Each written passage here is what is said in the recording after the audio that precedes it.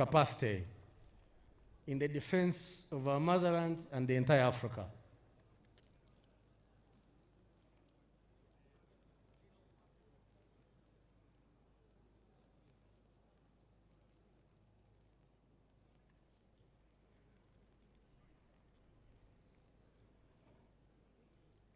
So you're about to watch the first airborne unit scan day.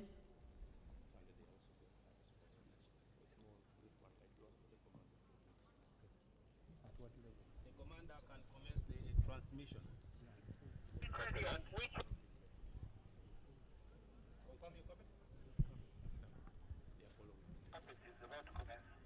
Your Excellency, the dropping will be done at 11,000 feet.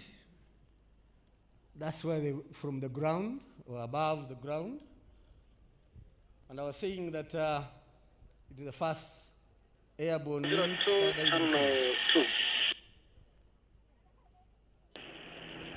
Your Excellency, sir, this is Captain Amos Basime, the team leader of skydiving team from Space Forces Command. We are at 12,000 feet above the sea level. We are going to exit and free fall for 7,000 feet. Then parachute at 5, open parachute at 5,000 feet. Permission to carry on and happy independence, Your Excellency. You are allowed to go ahead.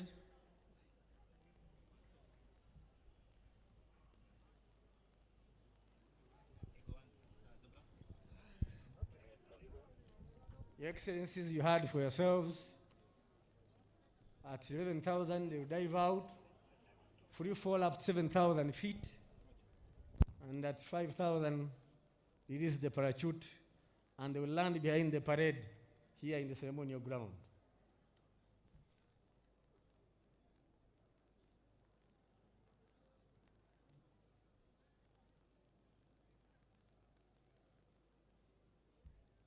If you look across in the sky, the aircraft is there between the set of clouds.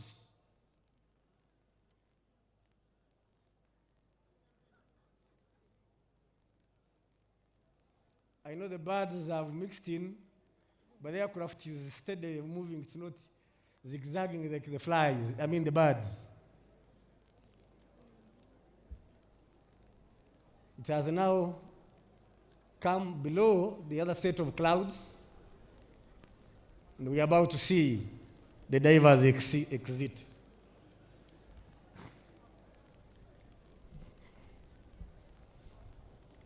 I would request the cameraman over the screens to focus on the aircraft above so that other people can see.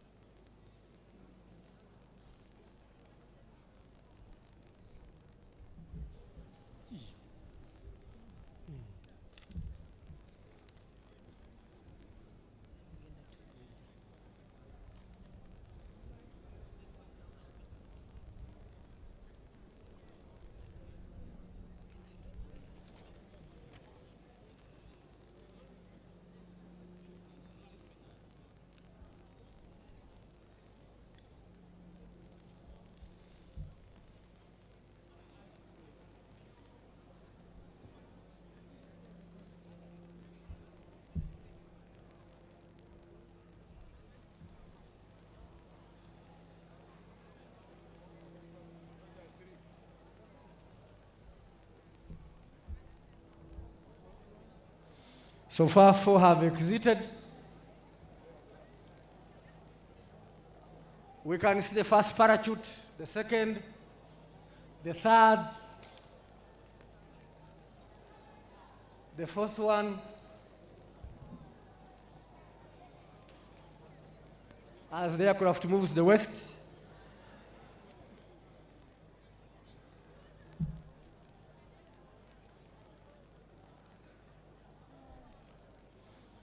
the paratroopers use a wing parachute capable of flight and precise control. that requires high skills. Today, the habit of skydiving has become very popular in special forces operations from all over the world, who use it as an operational ability to arrive from the air in a separate way while navigating to a precise point on the ground.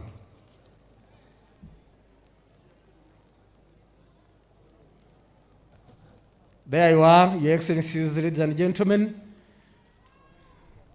Those are your sons that have been trained to support ground forces in the combat operations.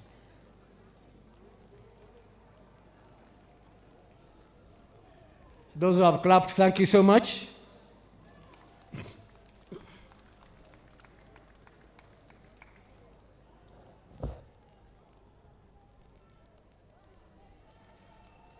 The parachute equipment allows commando teams to jump with the personal combat equipment and weapons as they take advantage. Your Excellencies, the first jumper is about to hit the ground just behind the parade. And there it is. An applause for this jumper. You are successfully landed.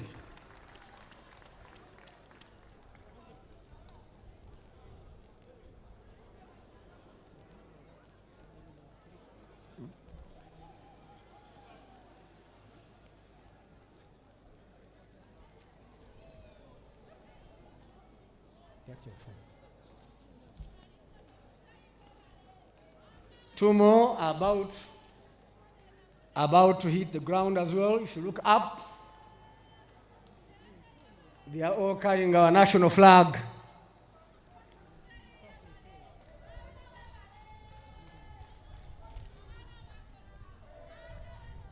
Skillfully controlling the parachute to take him where he wants to land, not just the wind.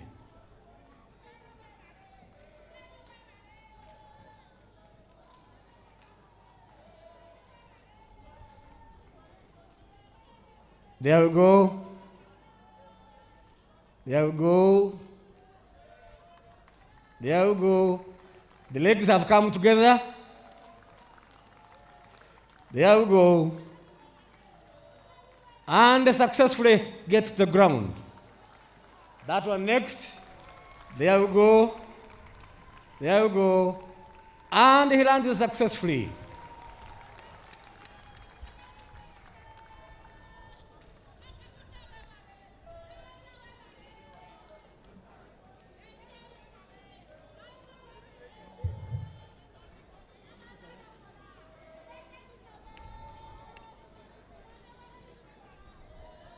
Next is coming, being escorted by the birds.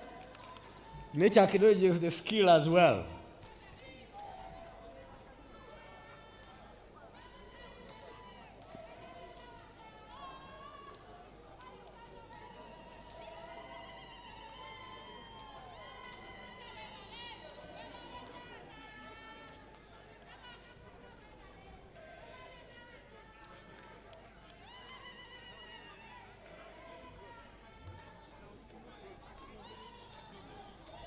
There we are. There we are.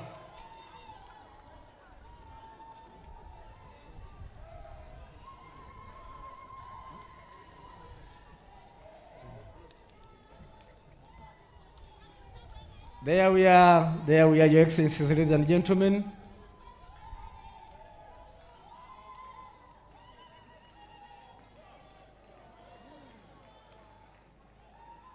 And he lands successfully on his feet.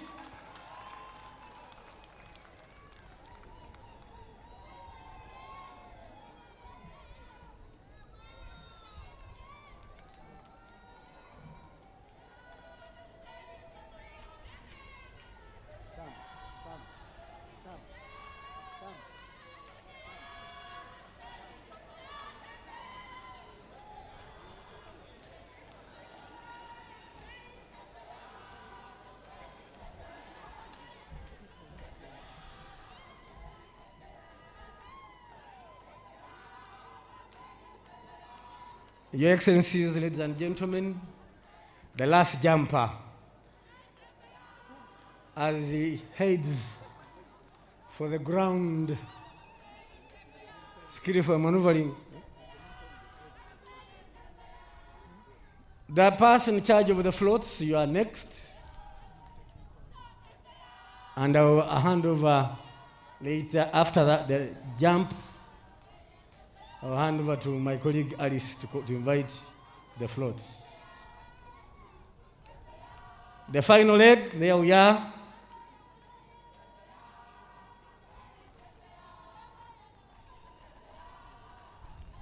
There we are. There we are. There we are. And finally, he's on the ground successfully. Shall we give a round of applause to the first team of jumpers in this country? Thank you so much, Your Excellencies. Alice. Thank you. Your Excellency, now from the air we have come back to the ground. Your Excellency, we are talking about the shared destiny of Africa. You have been emphasizing energy infrastructure, and now we have also the Pearl of Africa, the Pearl Africa satellite.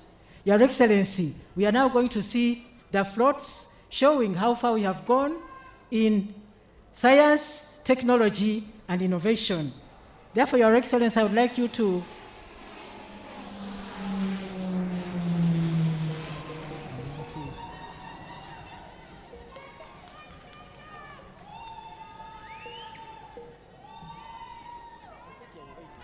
Your Excellency, please allow me to call Mr. Muwanguzi J.B. Abraham, who is the team leader, Policy and Planning, the Science, Technology and Innovation Secretariat, to come and talk about the floats which are coming now, to show how far we have gone as we leap into the fourth industrial revolution. Mr. Muwanguzi Abraham.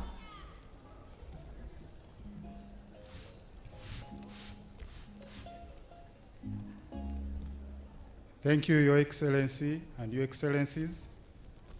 As already mentioned, Uganda is making strides in harnessing science, technology, and innovation. And as you say, Your Excellency, if Africa does not embrace fully science and technology, we are not going to be fully independent. The Secretariat of Science and Technology is working at growing the contribution of knowledge, and as I speak, I request the team that is presenting to be moving to show Your Excellencies what I'm talking about. So it is working to grow the contribution of knowledge of goods and services in the national economy in order to enhance productivity in all sectors, facilitate import substitution. Uganda is blessed with many resources, and these are mostly taken out unprocessed.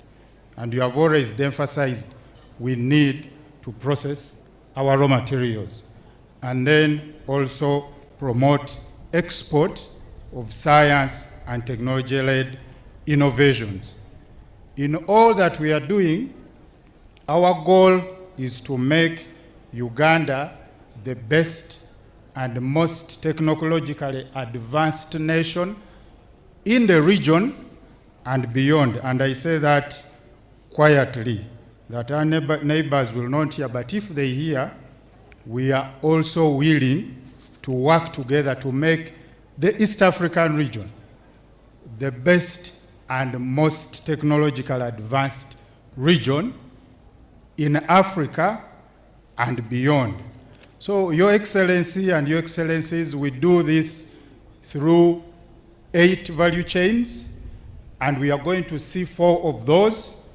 The others are focusing on import substitution, productivity acceleration, export promotion, and ensuring that we have the necessary infrastructure to promote science, technology, and innovation. And what you're going to see, Your Excellencies, include the mobility value chain, which is leading. Those bikes which are coming are electric bikes, and these bikes have worked very well. Your Excellency, Dr. Ruto, I can tell you that these have worked very well for the hustlers in Uganda, and I believe they can do a great job for our brothers and sisters in Kenya, because those electric bikes which are leading the procession are 10% cheaper to buy, 67% cheaper to maintain, and they are 10% cheaper to run than their fuel equivalent. We have worked as STI with the private sector, the different ministries and agencies and academia in developing those electric bikes, and to date there are about 200 bikes in Uganda with different charging points and battery swapping stations, and we look at having 300,000 electric bikes by 2026. Then the float which is coming before you, at the front it has the pathogen economy, which is looking at making money from diseases. The tractor before you, Your Excellencies, is also an electric tractor, and all those are on the market. In front of that first truck is displaying the pathogen economy, which is looking at making money from diseases. So it is looking at making, selling, and use of goods and services that are related to prevention and control and treatment of different pathogens, both in animal and plants, together with human beings. And to date, we have 5 vaccines which are already on animal trial. We have 6 kits for testing different diseases, and we're also working on constructing a plant for mass manufacture. So we work with different researchers and innovators who are in the herbal area. We want to make use of our traditional medicine, standardize it, and make it internationally acceptable. Your Excellencies, on the same float at the back, we have the Industry 4+ value chain. Today, we are talking about electronics, artificial intelligence, cyber security, robotics, big data, nanotechnology, additive manufacturing. But we have noted that in Uganda, all this infrastructure is 99% involving things that are imported. So we have started on the journey of identifying and supporting research in these technologies and to provide for prototyping, testing, and validating market ready. And we have started the journey with the manufacture of microchips and local electronics, still working with the private sector. Your Excellencies, the float which is standing and has blue towers with a plane on top is looking at displaying the plans we have for aeronautics and space science, as we've seen the display up.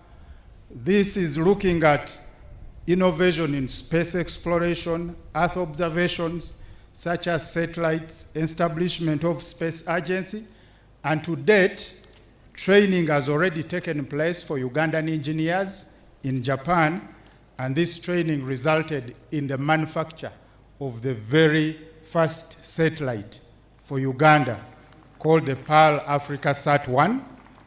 It was tested for space worthiness by the Japan Aerospace Agency and found worthy to go in orbit. And on 16th November of this year, NASA is going to launch our Ugandan satellite into orbit. And the Mpoma Satellite Earth Station is going to act as the command center. And the work on its refurbishment are being completed by the National Enterprise Corporation. And that float represents what we can do with the data. Early earth warning systems, information on agribusiness, infrastructure applications, space monitoring, mining and exploration, and even prediction of population density in our country. So that is what we saw there. And then lastly, we have a product of Kiramoto Corporation. Those are the two buses which you see. The white one is an electric bus. Kiramoto's Corporation is a government-owned entity, 100%, and it is leading the transition to electric mobility by 2040. It is the one that is working with the private sector on the electric bikes and the tractors to see that we transition fully. So that white bus has free internet. It has an electrically controlled air suspension system, charging points, and it can go up to 300 kilometers on a single charge. Those buses are already on the roads of Kampala and plying the routes. Then the second bus, which is behind, is the diesel coach, which is an executive coach with toilets inside, fridge, Wi-Fi, charging points, and very, very comfortable seats. And that bus can be made either in diesel or fully electric. So the Kiramotos is leading the e-mobility transition at all levels: water, land, air, and probably, Your Excellencies, one time when you return to Uganda, you might come in a plane which is designed and manufactured in Uganda. So we request and call upon for the regional support. Those buses are ready and orders can be made. Those electric bikes are ready and orders can be made. So, Your Excellency, John Yoweri Museveni, I request that you pass on our request to the Excellencies who are here to place orders.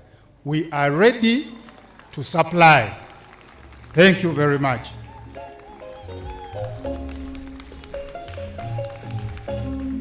Thank you.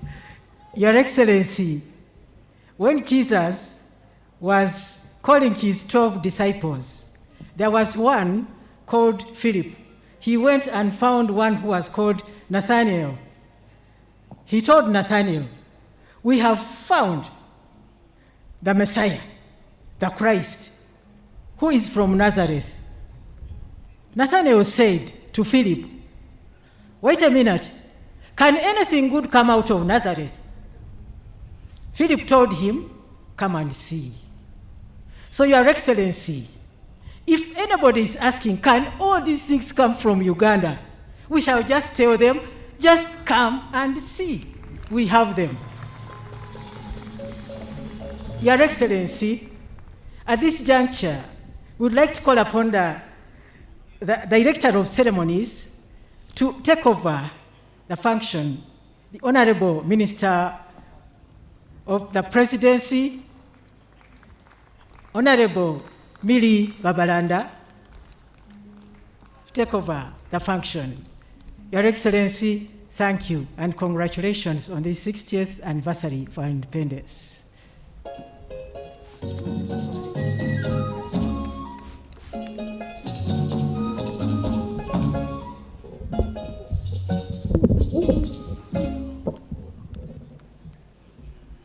Your Excellency, President of the Republic of Uganda, Commander-in-Chief of the Armed Forces, and National Chairman of the mighty Patenarem, retired General Yoweri Kaguta Museveni.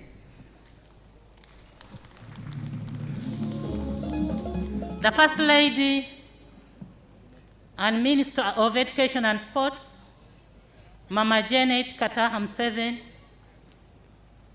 Her Excellency the Vice President of the Republic of Uganda, retired Major Jessica Alupo Rose Pale,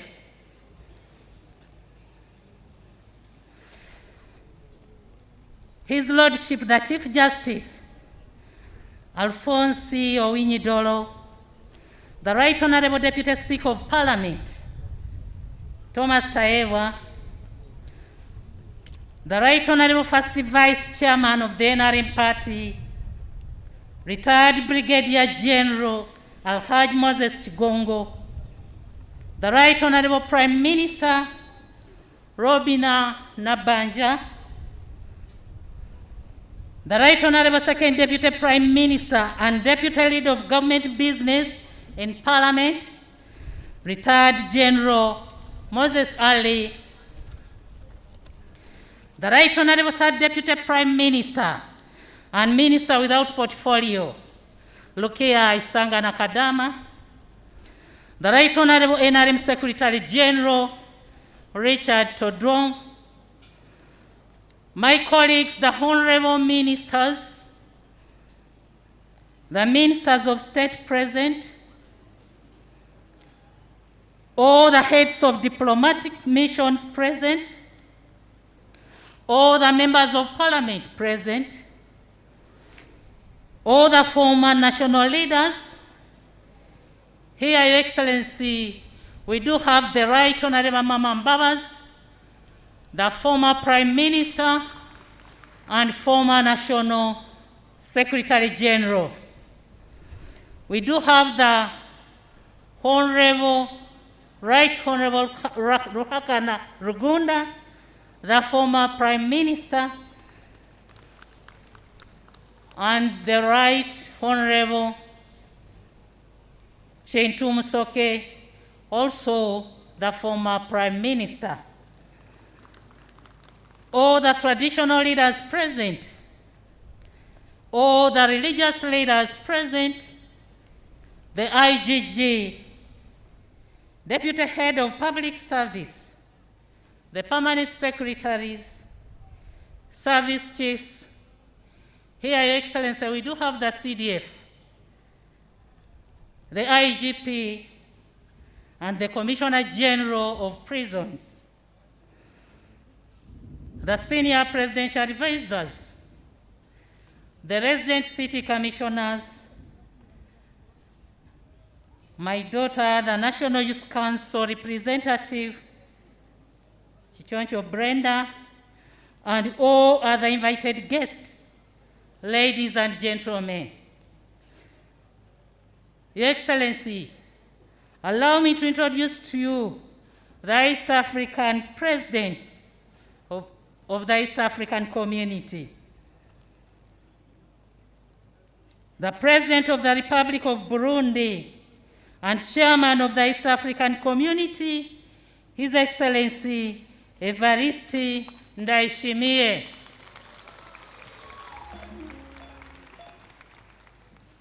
The President of the Republic of Kenya, His Excellency Dr. William Samoei Arap Ruto. Your Excellency Dr. Ruto is accompanied by his First Lady, the First Lady of Kenya, Mrs. Rachel Ruto.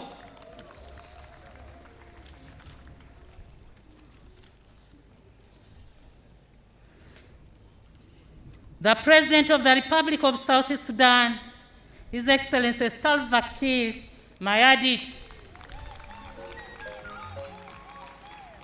The President of the Federal Republic of Somalia, His Excellency Hassan Sheikh Mohamud.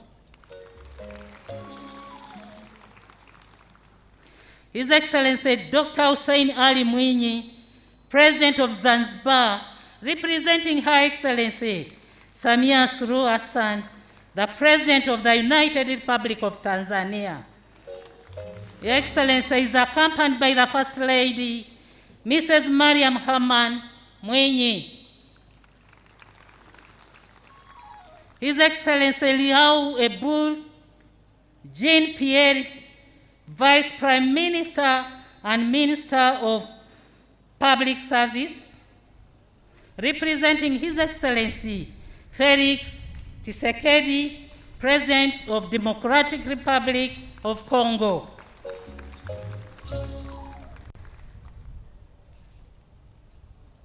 Honorable Professor Manasseh Nshuti, Minister of State for East African Community Affairs of the Republic of Uganda, representing His Excellency Paul Kagame, the President of the Republic of Rwanda. Honorable Dr. Peter Mutuku Mathuki, Secretary General of the East African Community Affairs. Honorable Colonel Sadio Kamara, Minister of State, Minister of Defense of the Republic of Mali, Your Excellency is leading a delegation of other 6 senior officials.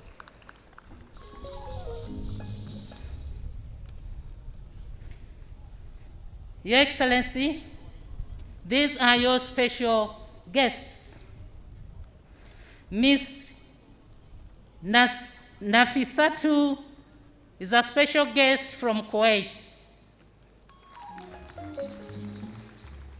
Mr. Meshal J. Al-Saba is also a special guest from Kuwait. Mr. Arnold Roget, Your Excellency, is also a special guest. Celine El Abed is also a special guest. Emma Gordon is also a special guest. Honorable Serada Mohammed Abdallah, Your Excellency, is also a special guest. Guledi Abinasir is also a special guest. And Enrica Pinetti is also a special guest.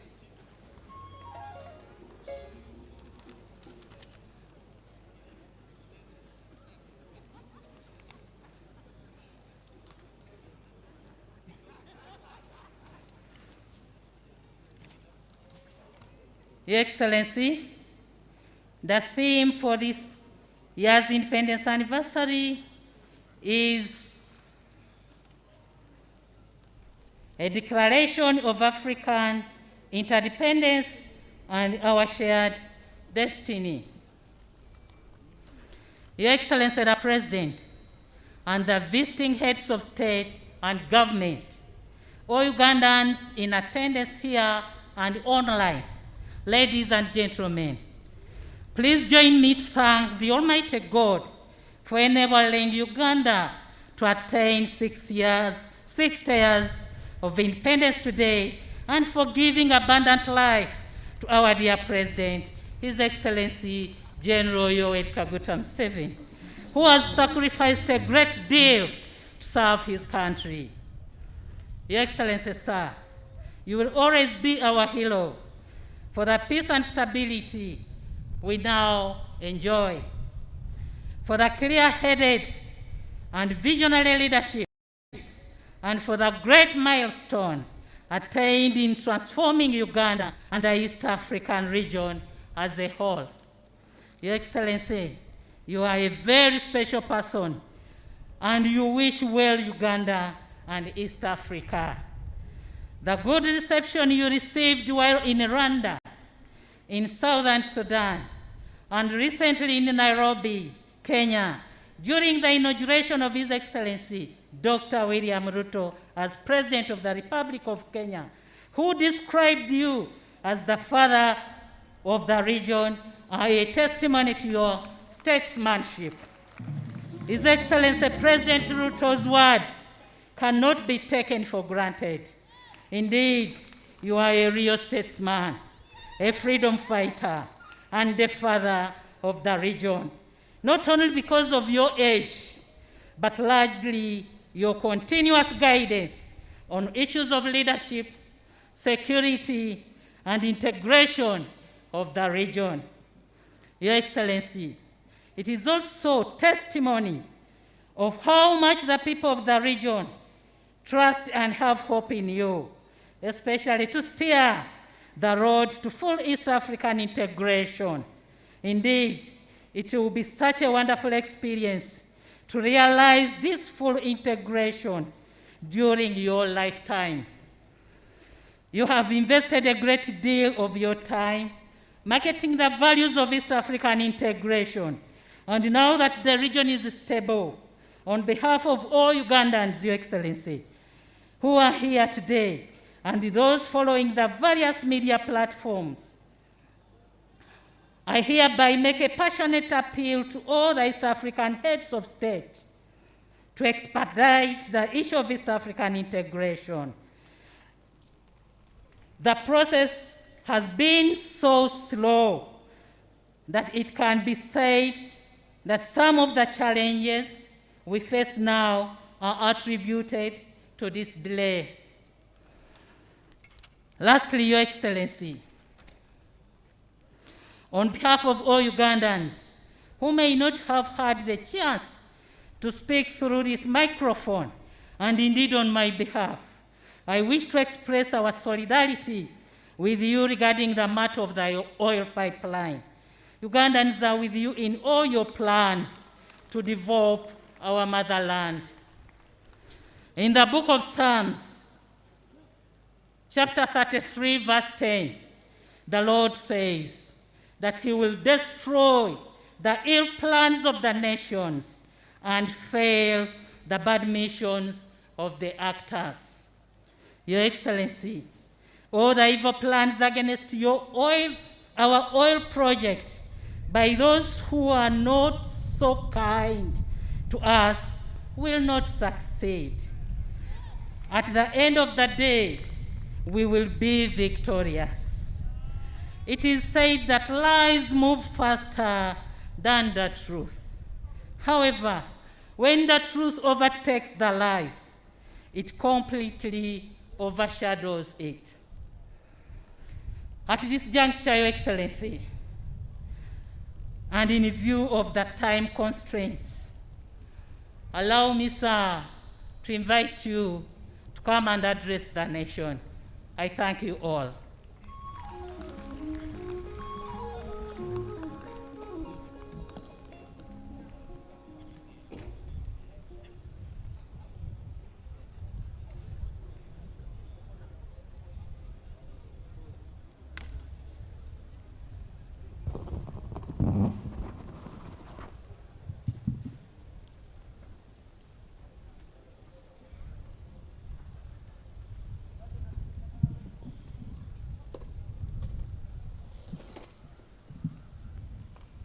His Excellency,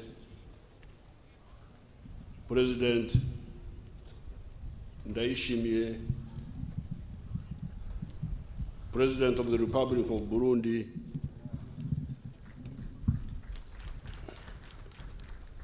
and Chairperson of the East African Community now,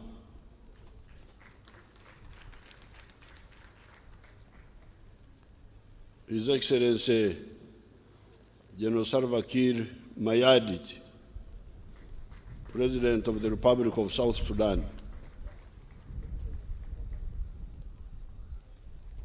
you people, when you call your vehicle,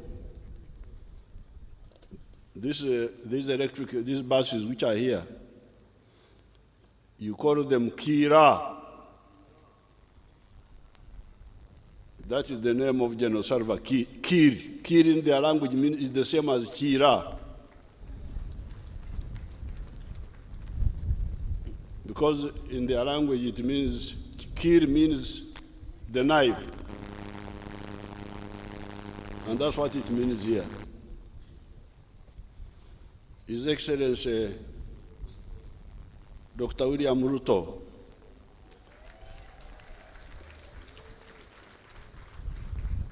the newly elected President of the Republic of Kenya, His Excellency Sheikh Hussein, the President of the Federal Republic of Somalia,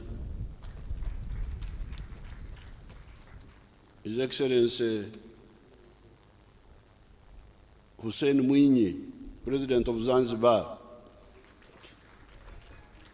representing Her Excellency Suluhu Hassan, President of the United Republic of Tanzania, the Deputy Prime Minister from Congo,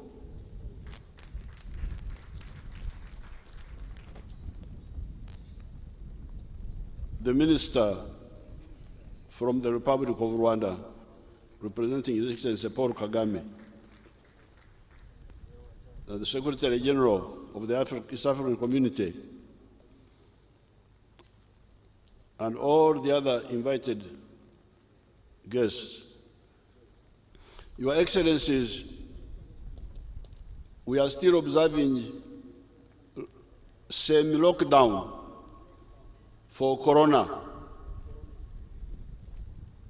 Therefore, this celebration is not open to the public. They are watching from the TVs.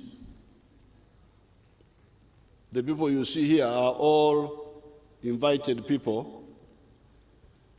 mainly leaders from the districts who are representing their people.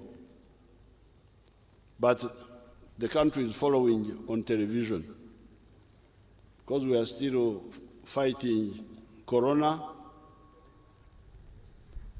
and also this is now Ebola, but by the time we planned this, there was no Ebola, it was mainly Corona. So therefore, before I speak, I would like to ask three of their excellencies to come here and greet you on behalf of the others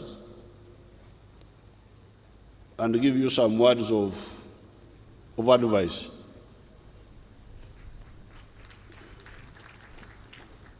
The first to speak should be the Mugore.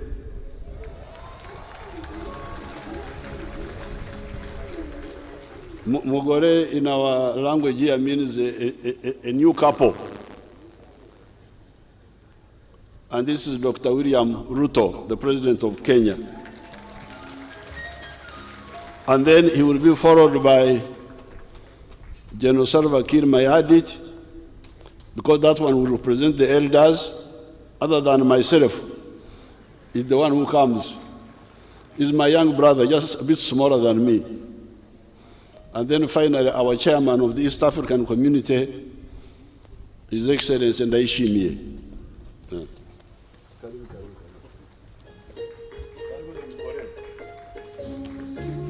Thank you, sir. Asante sana mzee. Your Excellency, President Yoweri Kaguta Museveni, President of the great country of Uganda, Your Excellencies, Heads of State and Government, First Lady Mama Janet Museveni, leaders present, distinguished Ugandans, and the great people of East Africa, good afternoon. First, I bring you greetings from your brothers and sisters in Kenya, both Kenyans and Ugandans and East Africans. They have sent me with greetings on this very important day while you celebrate 60 years of your independence. Congratulations, Your Excellency, Mr. President, congratulations, the great people of Uganda. And accompanying those greetings is our commitment to our region. Mzee Museveni, as I said, is our elder. We have tremendous respect for him, and we look up to him to now work so that we can eliminate the borders that separate our people in East Africa and in Africa.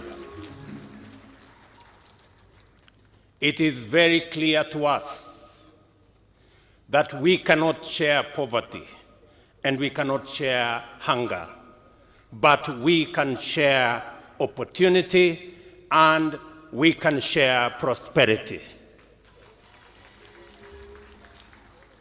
It is our place as leaders and as citizens of the East Africa region for us to work together so that we can transform our borders, which today stand out as barriers, and convert them to bridges so that goods, services, and people can move across this East Africa without any impediments.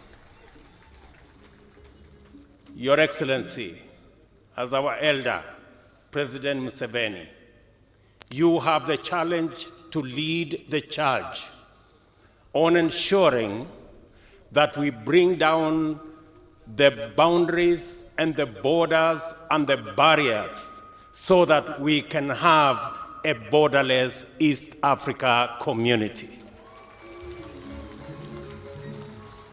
We are looking in our lifetime, in the next few years, that people, goods, and services can move across this East Africa as we lead the way in ensuring that the Africa Continental Free Trade Area becomes a reality.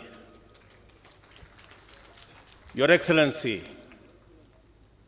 I did instruct the Minister for Trade in Kenya to work with the Minister of Trade in Uganda so that together we can formulate and sign into the guided trade agreement that will facilitate the Africa Continental Free Trade Area to begin to become a reality, and so that we can harness the opportunities for investment, for trade, and for people to work together in our region.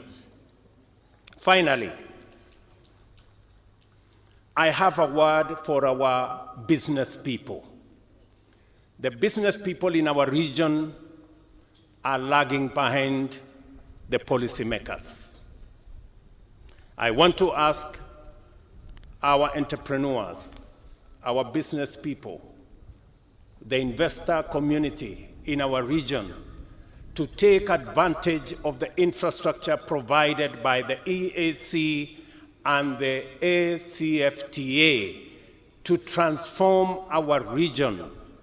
There is absolutely no reason why food cannot be available in our region. If there is food in Uganda, it should find its way to Kenya.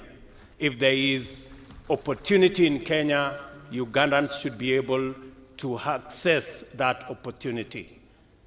I am looking forward, Your Excellency, Mr. President, to you leading us in this region so that we can truly build prosperity and harness opportunity in our region for the mutual benefit of the 300 million people in EAC and the 1.2 billion people in the African continent. Your Excellency, to our business community, today we import 1.2 million tons of fertilizer into East Africa community, while we have the raw material for us to manufacture that fertilizer and save ourselves foreign exchange and create opportunity for jobs while we manufacture fertilizer for our own use in this region. We spend $500 million every year to import clinker for our cement manufacture, for our construction. That too We have the raw materials in Kenya, in Tanzania, and in Uganda to produce clinker, and we can save $500 million from and wealth being exported from our region. Let me also say that we spend another $500 million every year to import steel for construction into our region. We have the raw materials in Uganda, we have gas in Uganda, we have the opportunity in Kenya, we have the raw materials in our region. Our business people should harness those opportunities, leverage on the friendship that we have as East Africans, and save us the foreign exchange and create jobs for the millions of young people in our region so that we can create wealth, we can share opportunity, and we can share prosperity. Your Excellency, with age and with experience comes responsibility. You have the age, you have the experience. Take the responsibility and lead the charge. Asanteni sana, thank you very much, and may the good Lord bless you.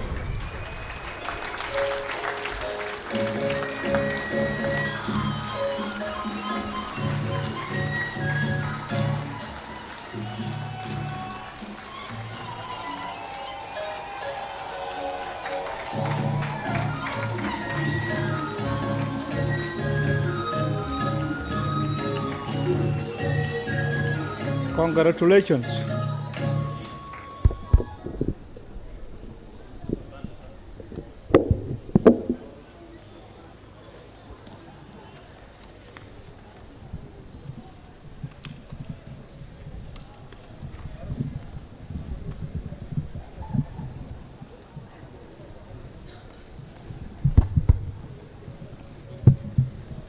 Your Excellency, President Yoweri Kaguta Museveni, President of the Republic of Uganda, Your Excellencies, Heads of State and Government, Excellencies, members of diplomatic corps and international community, Your Excellencies, representatives of regional and international organizations, distinguished guests, ladies and gentlemen, allow me, on behalf of the people of the Republic of South Sudan,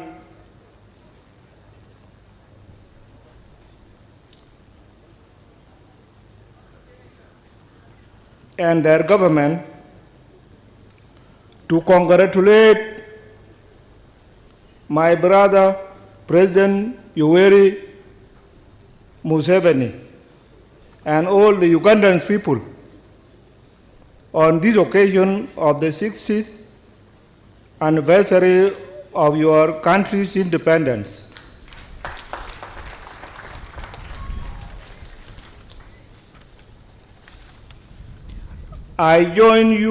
I'm delighted to join you in the celebration of this historic milestone, given the special relationship South Sudan enjoys with our sisterly Republic of Uganda. Let me also recognize and honor the men and women who made ultimate sacrifices 60 years ago to liberate Uganda from colonial rule. Without them, this day would not have come to pass. And through them, Uganda is spearheaded the liberation of many African countries, including South Sudan.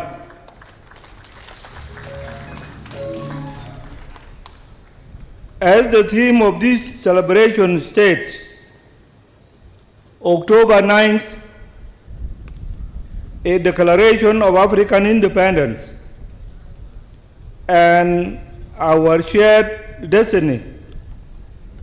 Africa remains the last global economic frontier with untapped potential in both human and natural resources. This theme calls upon us to dedicate ourselves to the task of pursuing ideals of Pan-Africanism, such as strengthening inter-regional trade and cooperation within our borders. It is only through this that we can achieve our objective of economic prosperity in East Africa and across the continent.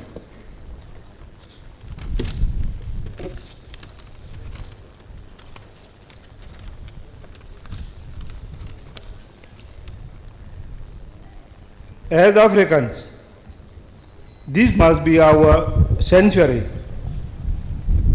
to uplift our people out of the abject poverty, chronic diseases, and ignorance.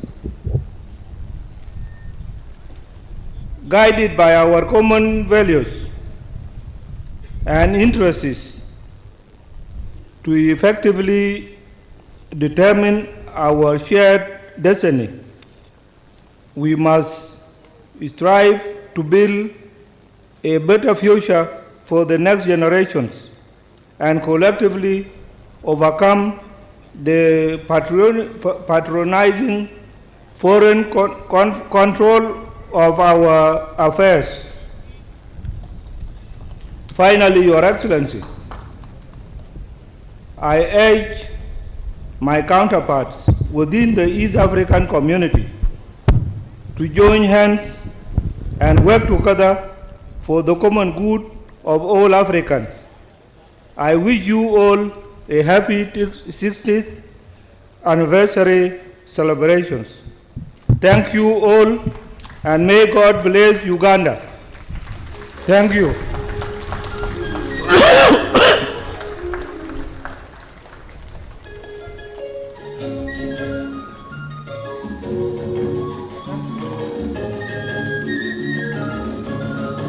Thank you.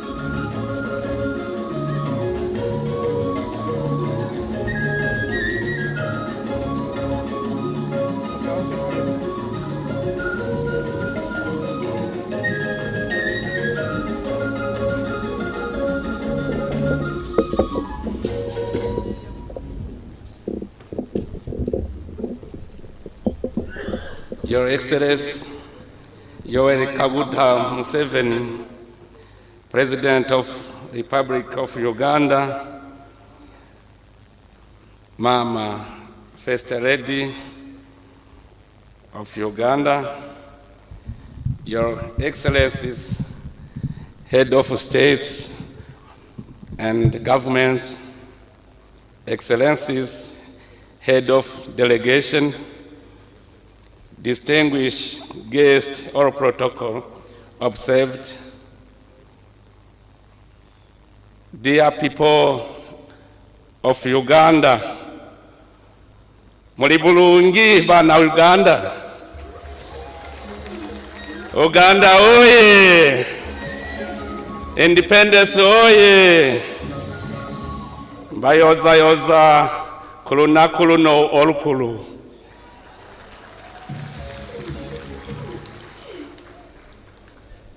Your Excellency, let me start by thanking God who granted me and my delegation a safe journey up to this beautiful country, Uganda. On behalf of the Burundian people, the government of Burundi, And on my own behalf, I extend my heartfelt gratitude for such a warm welcome granted to myself and my delegation since we arrived in your beautiful country. Burundi's historic and strong brotherhood with Uganda is of inestimable value to our respective people, and we are honored and happy to join you as you celebrate 60 years of independence. Your Excellency, as we all know, Independence Day is always a time to reflect on the milestones of our national history in order to make a fresh start. It is the same thing with us. The history of Uganda has many similarities with the history of Burundi. Your Excellency President, this celebration should be a reminder to all East Africans of the impact of colonization left behind in our countries and knowledge that the worst among them was division. I am sure that here there are Ugandan people came from Burundi, as there are Burundian people came from Uganda before colonization. We are one people. This is our heritage. Unfortunately, yet there are Africans who like to maintain a colonization ideology which came with egoism, nepotism, and imperialism. Excellency, for me, I note that we can only be strong when we come together, when we are one people with one destiny. I wish at this occasion to congratulate you, Excellency, for having managed to heal psychological traumas resulting from dark periods of your nation's history, and for building the Uganda economy to such an extent that my fellow Burundians have found a great market here for some of their daily needs. Burundians will never forget the contribution you made for the return of peace, stability, and democracy in Burundi as chairperson of regional initiative. Thank you again, Your Excellency, for your wise contribution to establish peace in the region. We Burundian people and East African people, we boast of having you as a sage of the region. Your Excellency, in this highly symbolic commemoration, my dearest wish is to see a reintegrated East Africa and a united Africa, and this can only be reached when we are economically, culturally, politically independent and stable. It is high time we strengthen our regional integration and build a more prosperous and powerful East African community having one market and one voice. This is our ultimate goal as East African, realizing the political federation. That is the reason why I commend and congratulate regional companies that have already opened branches in Burundi and encourage others to do the same. Our community is one of the most successful in Africa, and it is my sincere hope that our success will inspire other similar regional settings. Excellence. I would not finish my remark without saying a word about the commendable job we are doing to bring peace and stability in the east of Democratic Republic of Congo. I recently had a meeting with the United Nations Secretary General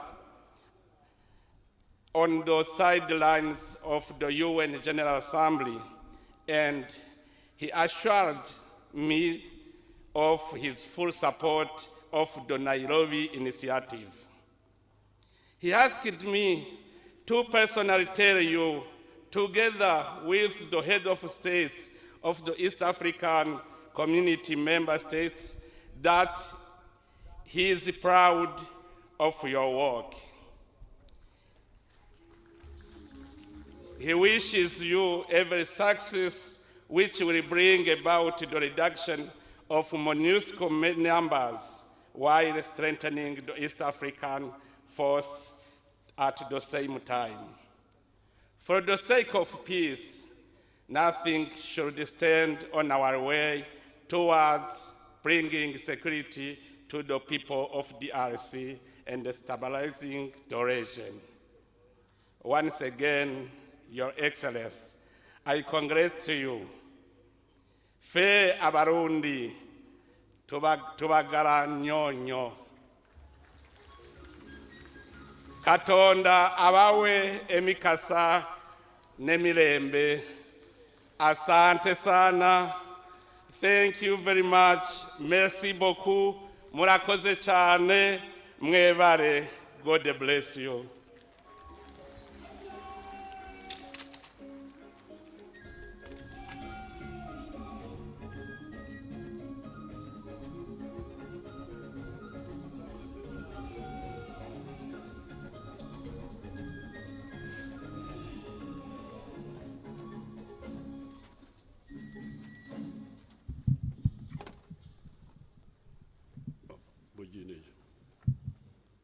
President abagambye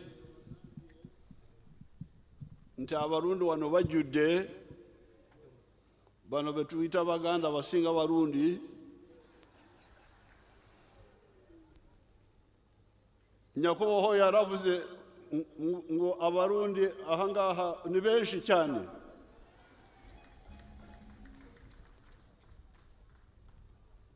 We cannot go without hearing a word from the excellencies who are here. His Excellency, the President of Somalia, I would like to invite him to say some words, and His Excellency, President of Zanzibar, His Excellency Mwinyi, and then the Deputy Prime Minister of Congo, and the Minister from Rwanda. It's better they all say something to you.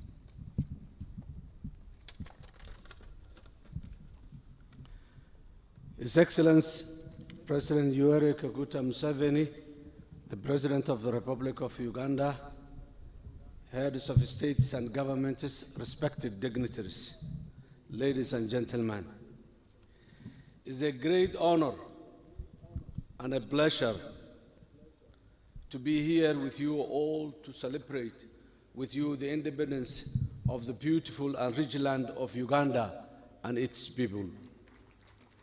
Uganda is a land blessed with human capital, natural resources, and a spirit of success which radiates from the people of Uganda.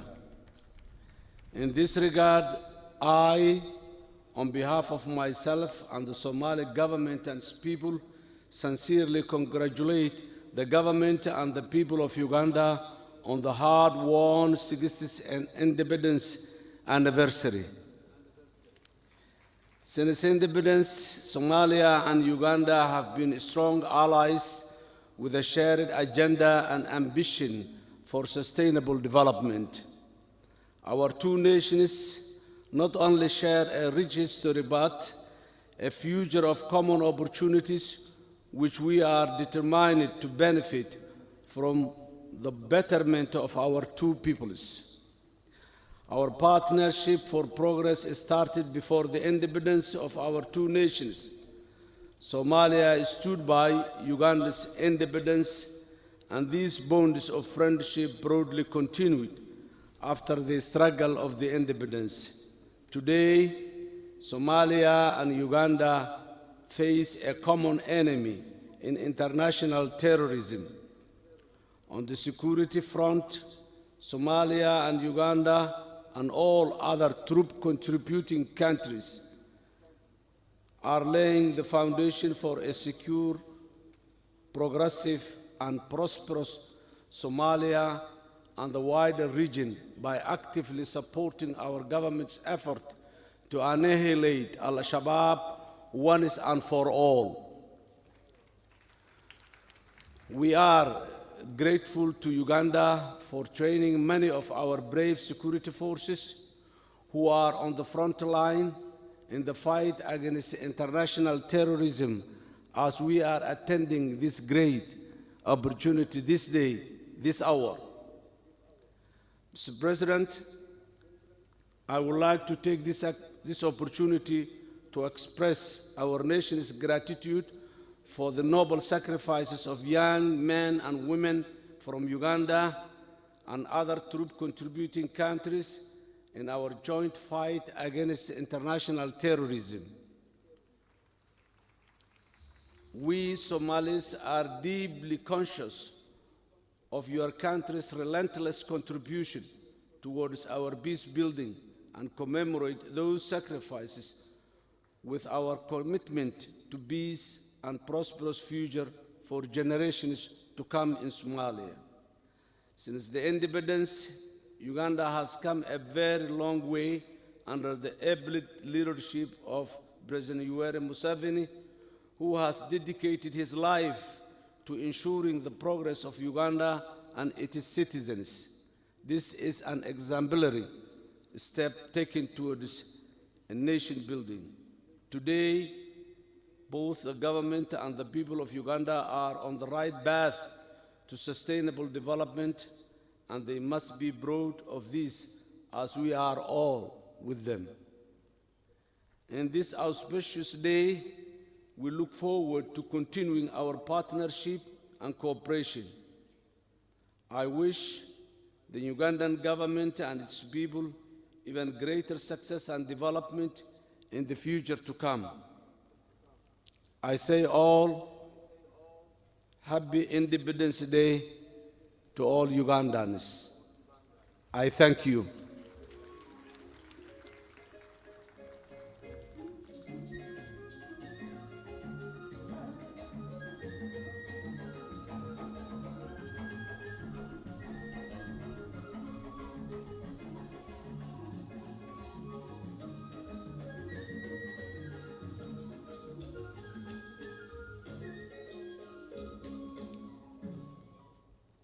Your Excellency, the President of the Republic of Uganda, Mr. Kaguta Yoweri Museveni, Your Excellencies, Heads of State and Government, and our brothers from Uganda, good afternoon.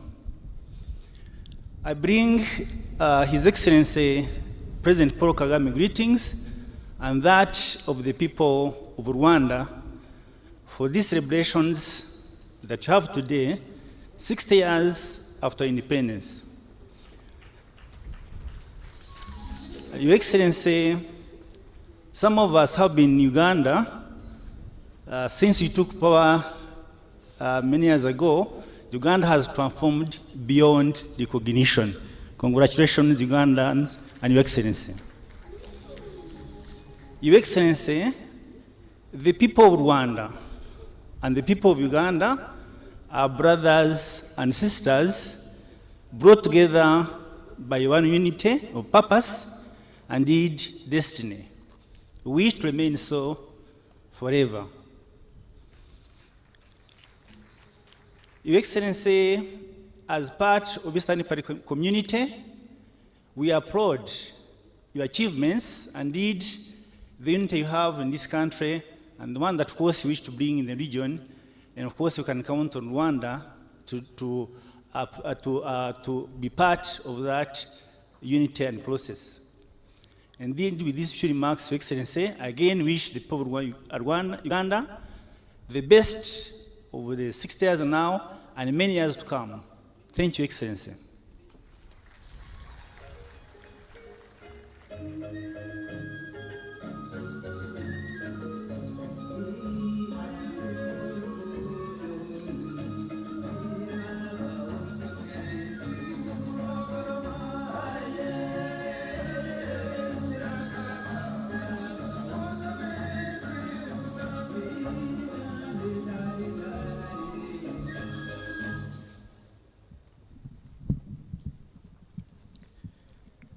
Mheshimiwa Yoweri Kaguta Museveni, Rais wa Uganda, waheshimiwa wakuu wa nchi na serikali mliopo hapa, waheshimiwa viongozi mbalimbali,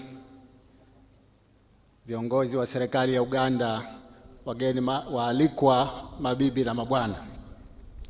Naomba mniruhusu nizungumze kwa lugha ya Afrika Mashariki, lugha ya Kiswahili.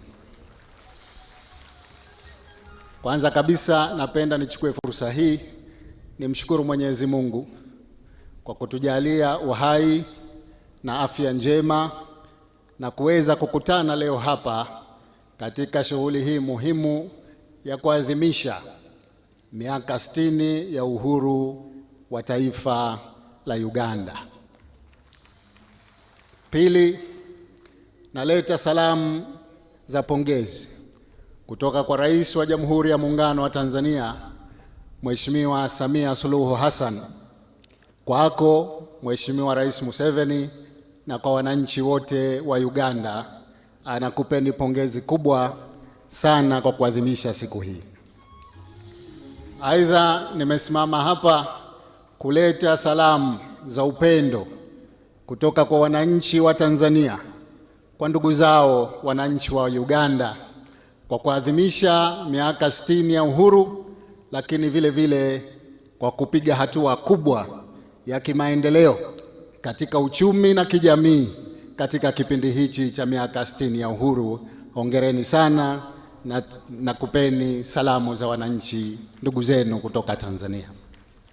Leo si siku ya kusema mengi, ni siku ya kutoa pongezi tu kwenu, lakini naomba mniruhusu niseme moja tu la umuhimu mkubwa kwa nchi zetu mbili, nalo linalohusu bomba la mafuta.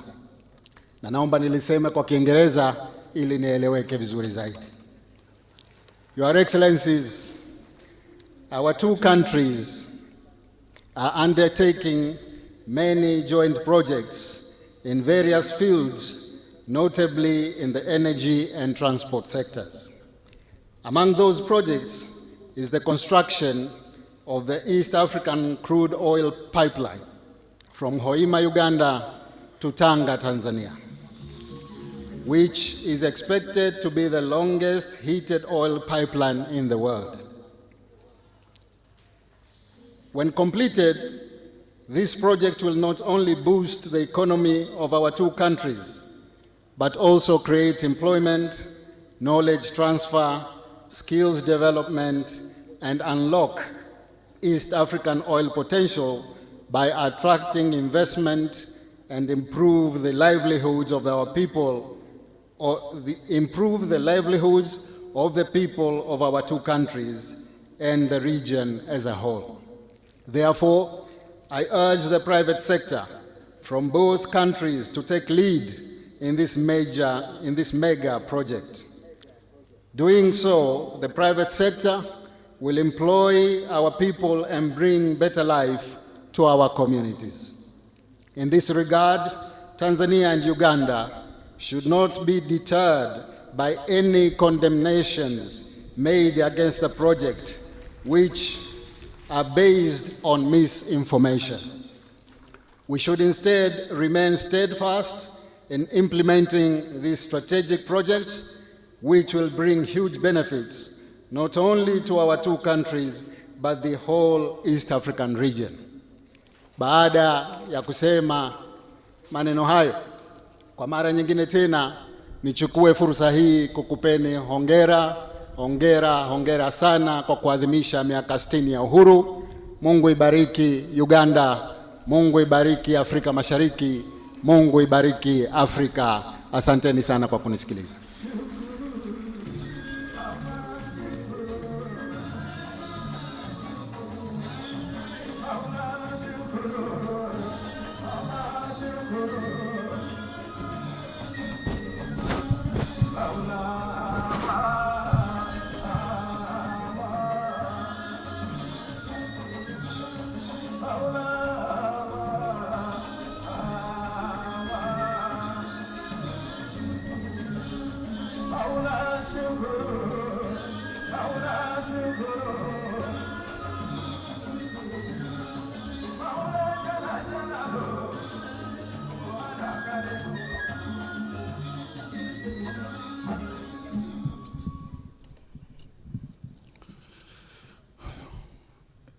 Excellences,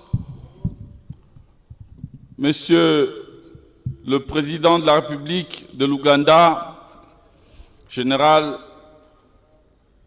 Kaguta Museveni, Leurs Excellences, Messieurs les chefs d'État et chefs de délégation, Mesdames et Messieurs, en vos titres et qualités, Ladies and gentlemen, in your capacities. Il a plu à son Excellence Félix Antoine Tshisekedi Tshilombo, président de la République démocratique du Congo, President Tshisekedi, Head of State of the Democratic Republic of Congo, de me confier la lourde mission de venir transmettre à son homologue et frère, le général Kaguta Museveni, ainsi qu'au peuple ougandais, les félicitations du peuple de la République démocratique du Congo, à l'ensemble du peuple ougandais, à l'occasion de la célébration de cette journée historique qui commémore l'anniversaire de l'indépendance de la République de l'Ouganda. His Excellency, the President of the Democratic Republic of Congo, has given me this heavy task to come and represent him here, carry a special message to the people of Uganda, and congratulate them upon achieving this 60th independence anniversary. Il m'a aussi chargé de transmettre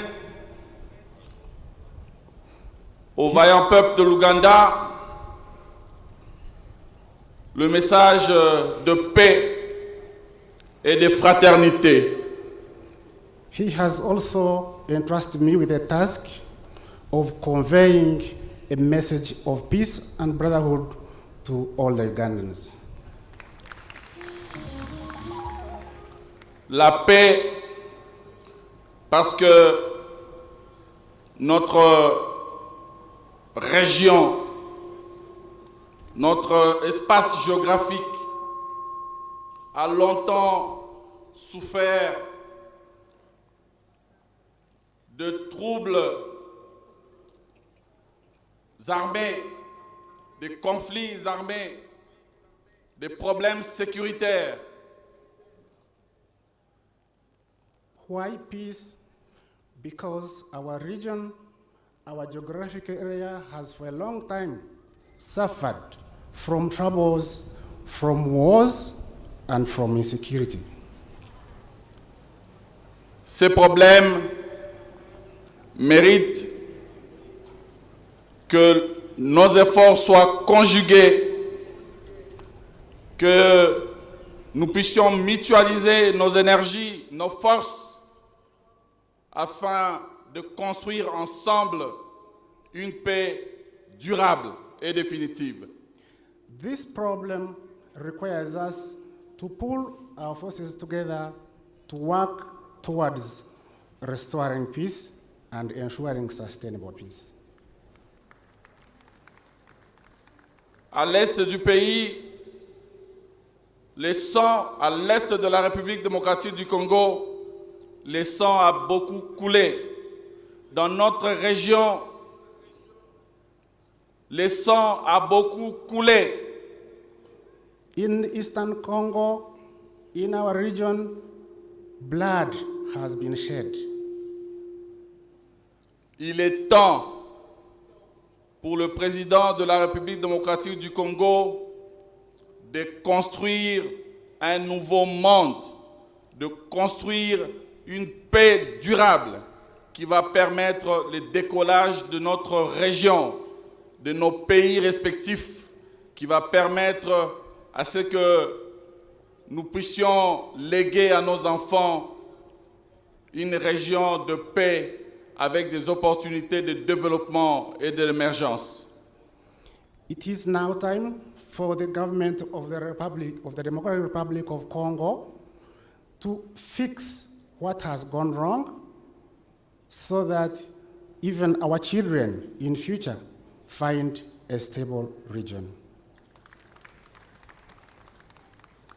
Il a aussi transmis donc un message de fraternité parce que nos pays sont condamnés à vivre ensemble. He has also sent me to tell you that the message he sent is a message of brotherhood because our countries have been condemned to work together, to live together.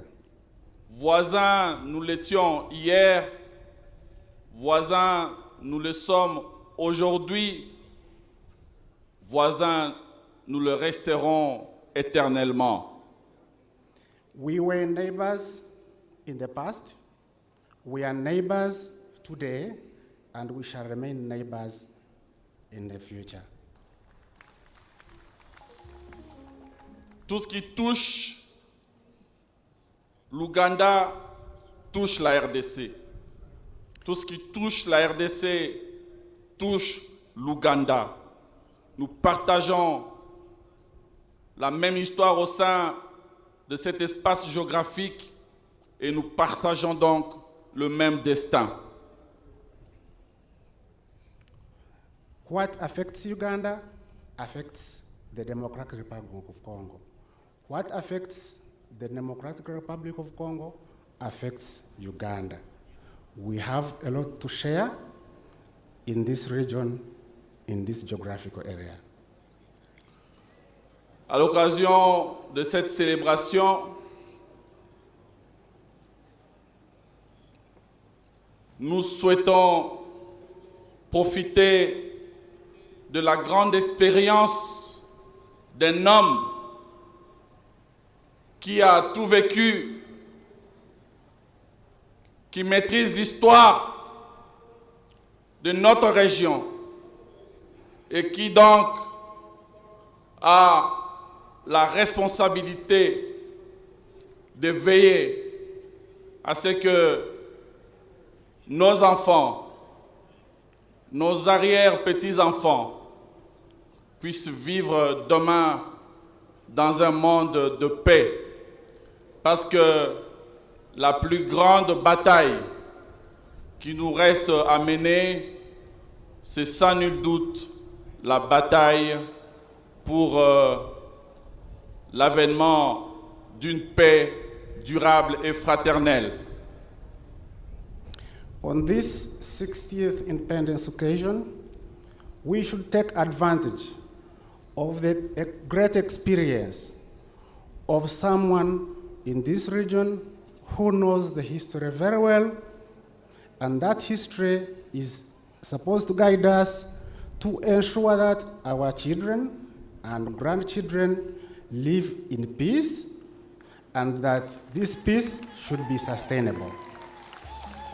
C'est donc en agissant ensemble, dans la fraternité, dans la sincérité, que nous réussirons à réconcilier nos différents peuples avec l'avenir et l'espoir d'une vie meilleure.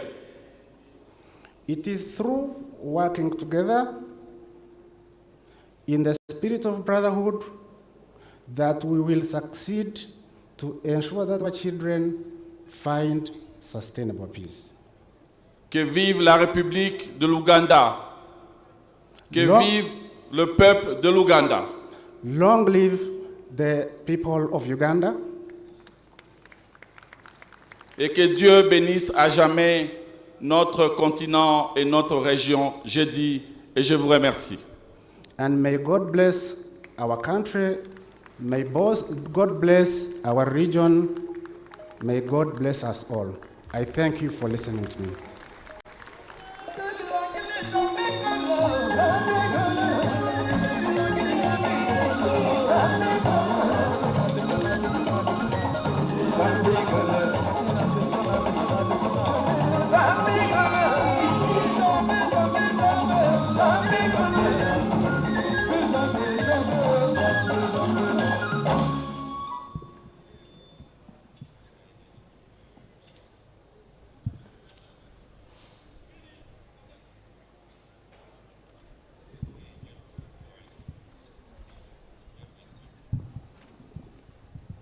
Excellencies, heads of state and heads of delegation who have been introduced from the brother countries of the East African community and from other friendly countries, Their Excellencies, the First Ladies, Her Excellency Vice President of Uganda, Right Honorable Speaker, His Lordship Chief Justice, the Right Honorable Prime Minister, Honorable Ministers, Members of Parliament, Secretary General of the NRM Party, members of the Diplomatic Corps, ladies and gentlemen. First of all, I thank their Excellencies, the heads of state, for agreeing to come and share with us this joyous occasion in spite of their busy schedule. I also thank the brother countries that sent delegations. Secondly, I congratulate all Ugandans on this occasion of the 60th anniversary of Uganda's independence. It has been quite an eventful 60 years. Naye abaganda tugamba nti ekitata muyima tekimumalako nte. If a muhima does not die, even if the cattle die, you will always get new cattle. In spite of the numerous problems over these 60 years, Uganda is now standing and marching forward. It is not only Uganda that faced problems.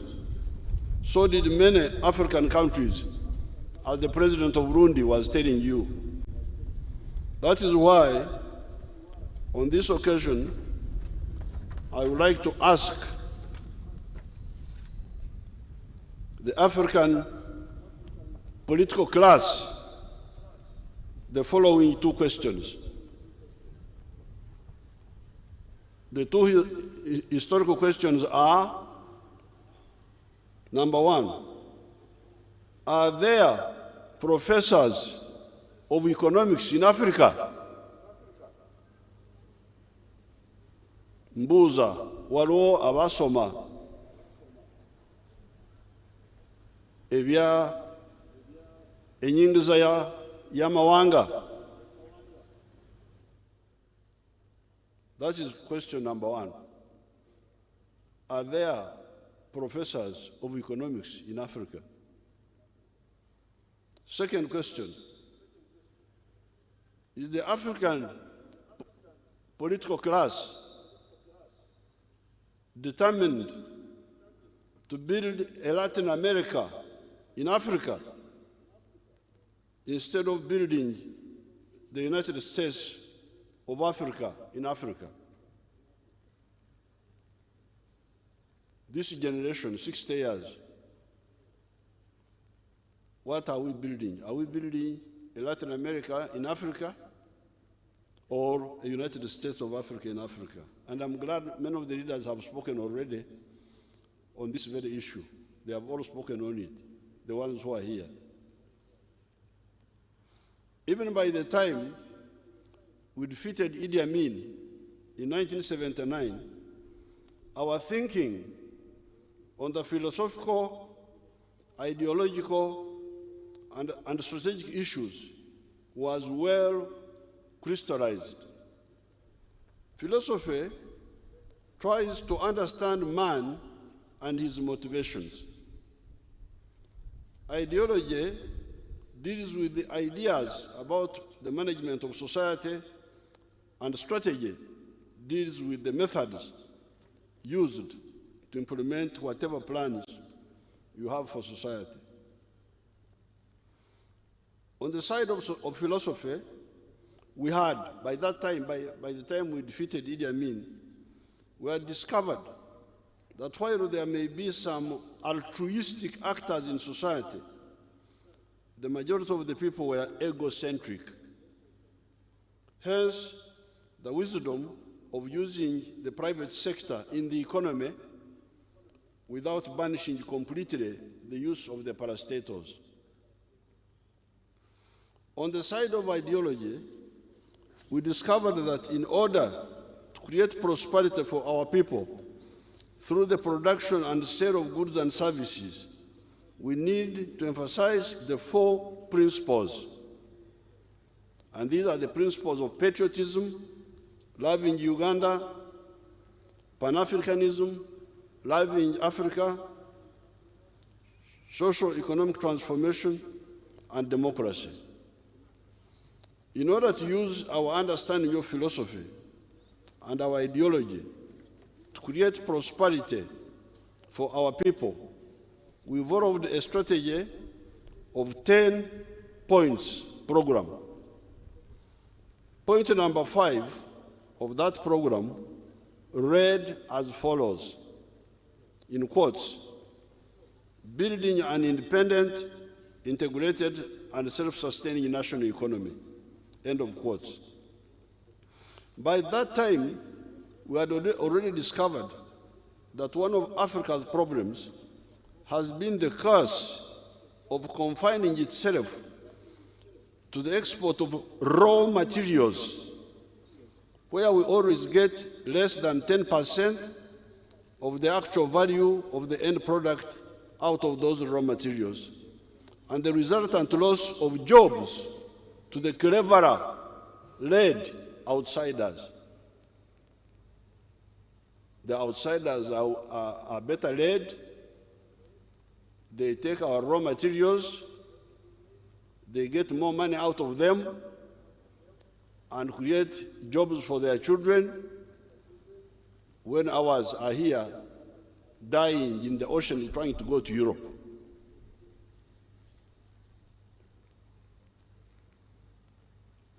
The external parasite groups are always interested in perpetuating that hemorrhage of resources and development energies from Africa to other places.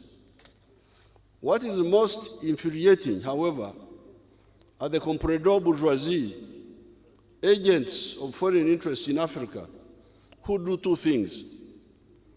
First of all, they oppose our value addition efforts so as to frustrate our industrialization efforts. Secondly, they are always importing everything from outside, including trivialities like dead people's hair. It is these processes that have stunted Africa's growth. It is a scandal if there were people to recognize real scandals. You hear people talking of scandals, but they are talking about small scandals.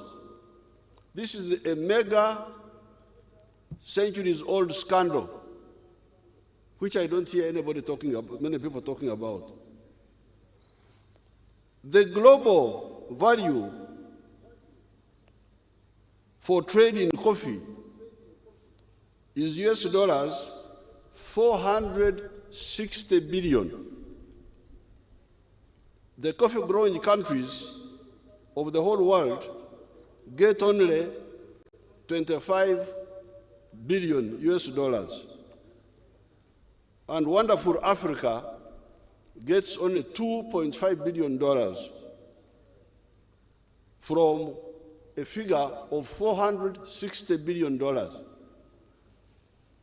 This is coffee.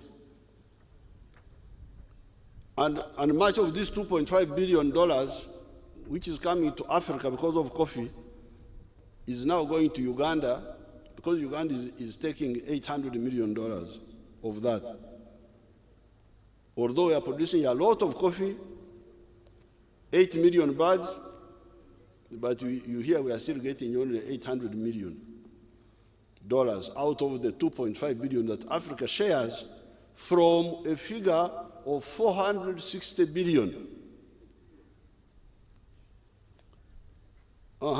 So you are getting very little money from coffee. How about automobiles, vehicles? The global automobile business is US dollars 2.86 trillion. Obutabalika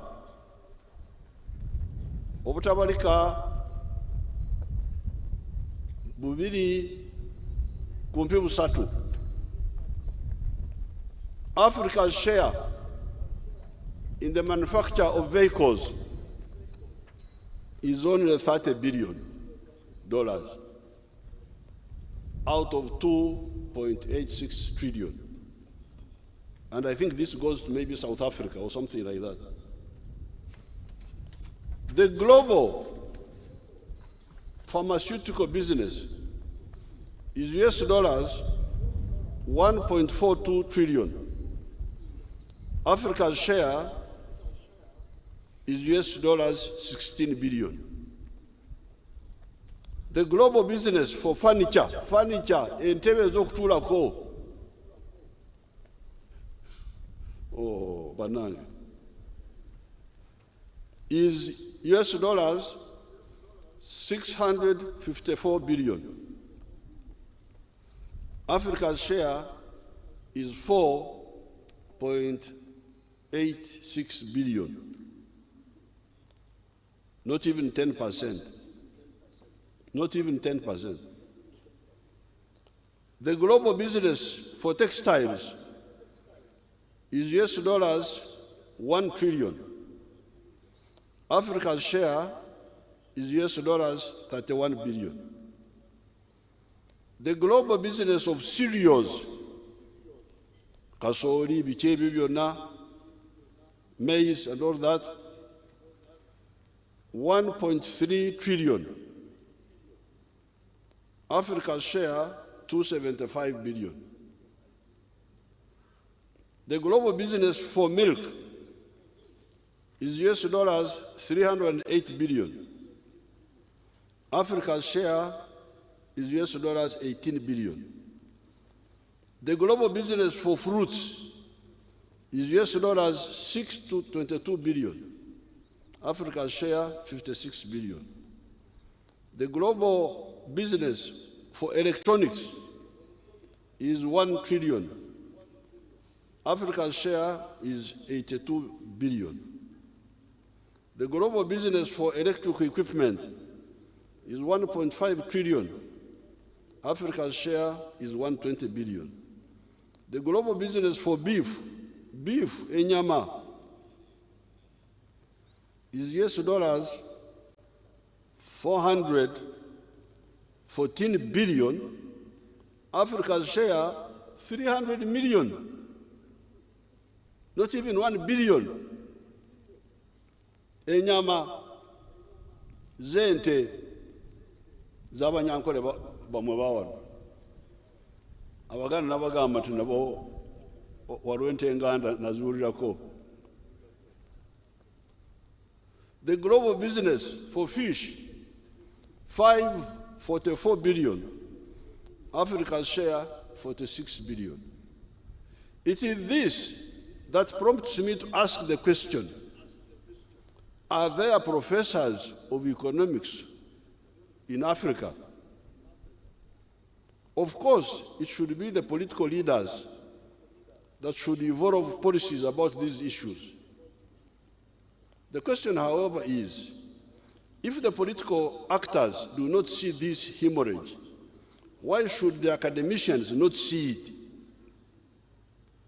Are they not supposed to scan the global system so as to what is going on, where and why?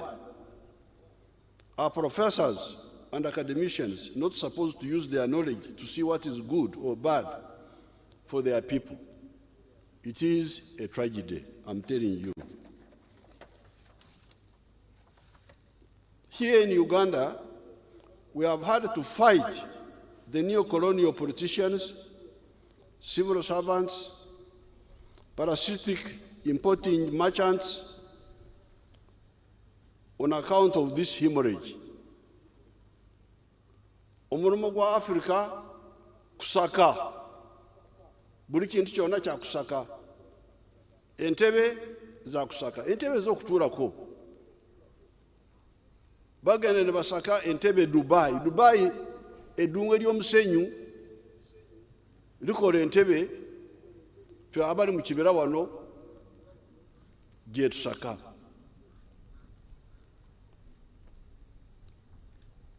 So we have been through struggle, we have caused vertical integration in some sectors outlined below.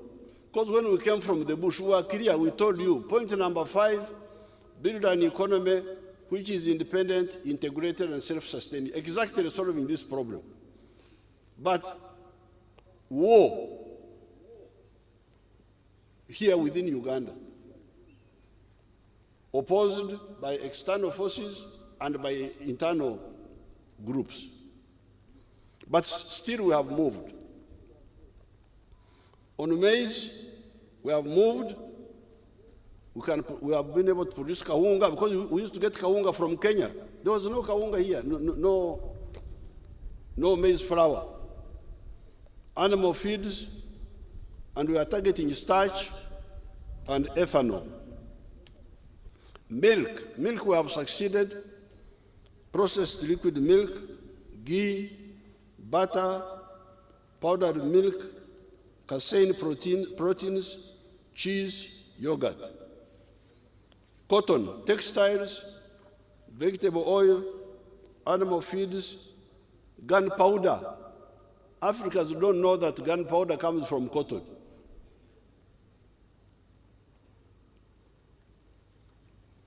Even the scientists at Namronge, where they grow cotton,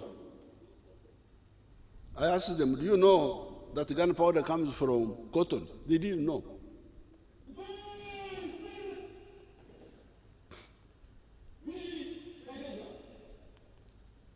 African market is flooded by dead people's clothes.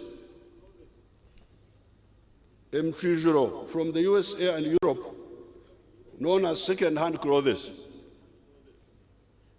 thereby exporting money and jobs. Sugarcane, we have been able to produce raw sugar, industrial sugar, ethanol, rum, animal feeds, and electricity. Beef, cattle, we have been able to produce beef, at least we don't import beef. And now we are beginning to produce leather. The other day I opened a leather factory. Fish.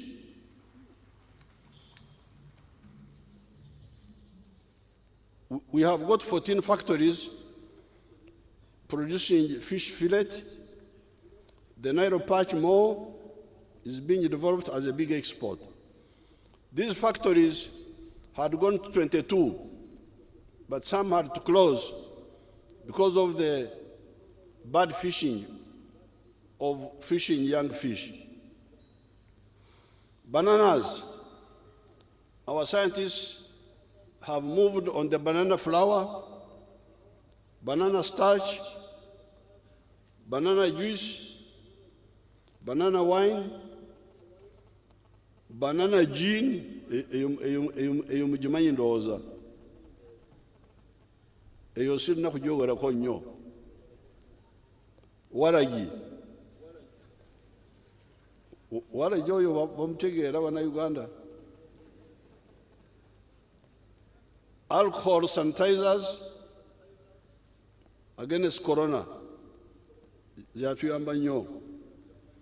Here we have been having a big war with the political class and the bureaucrats over this banana project. Bananas are good for potassium and carbohydrates, apart from vitamin C in ripe bananas, amenvu. Fruits, fresh fruit exports, fruit juice, teju, we are making teju, teso juice. I gave them this name. They wanted to give it another name. I said, no, you call it teso juice. When you see all these cars which are here, Mitsubishi, I don't know what, Toyota, those are human beings in Japan. So these products of ours should get local names so that we sell our country abroad. So Teju is Teso juice. And the red of Ruero, I will give it a name of Ruero somewhere. I will sit down and give it a proper name. Fruit pulp, I have not heard whether you are producing jam. That one I have not got very well. Sorghum, Omuemba, we are now using it for brewing beer. Pines, MT, ceiling boards, furniture. Until recently, furniture for Uganda, including government departments, was being imported from China, India, Dubai, etc. Imagine that. Entebbe obutebe ezo nazo za kusaka. Mama Janet here had to have a big fight in the Ministry of Education, where they were giving tenders to companies in India to supply chairs for schools. And yet we had people here who were making furniture, but they were not being allowed by these wonderful people. Now,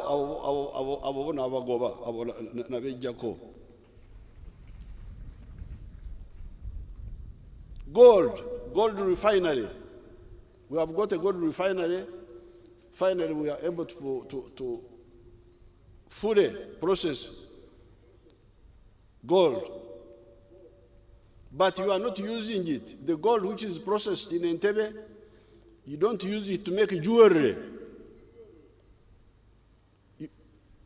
You should make jewelry out of that gold. limestone, cement blocks, pavers, scrap metal, steel bars, mtaimbwa, steel gate doors, used car batteries, recycled batteries, rubber, car and motorcycle tires, PVC plastics, textiles, blankets, palm oil, soap, cooking oil, sesame seeds, cooking oil, soap manufacture, marble tiles, marble. We get marble tiles and sanitary ware. Clay. We are now making industrial ceramics. These were being imported also. You can imagine. Ceramics just for floors of houses were being imported. Until somebody, a Chinese person, so why do we import these tiles? Why not make them here? You have got the best clay here. Granite, pavers, building blocks, tea leaves. There we have got 31 factories, at least, but they need to be improved. These achievements have been in spite of the stiff opposition we have been facing from the parasites and their foreign backers, such as the Monitor newspaper. To take an example, this paper, on the 22nd of May, 2022, it said in quotes, "Coffee deal stinks." That's what they were saying.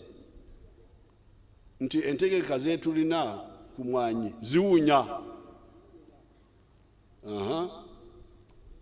Bali awo kubanga bwoyogera omuntu akuli mu maaso kiba kirungi when you talk about somebody who is there, not backbiting him.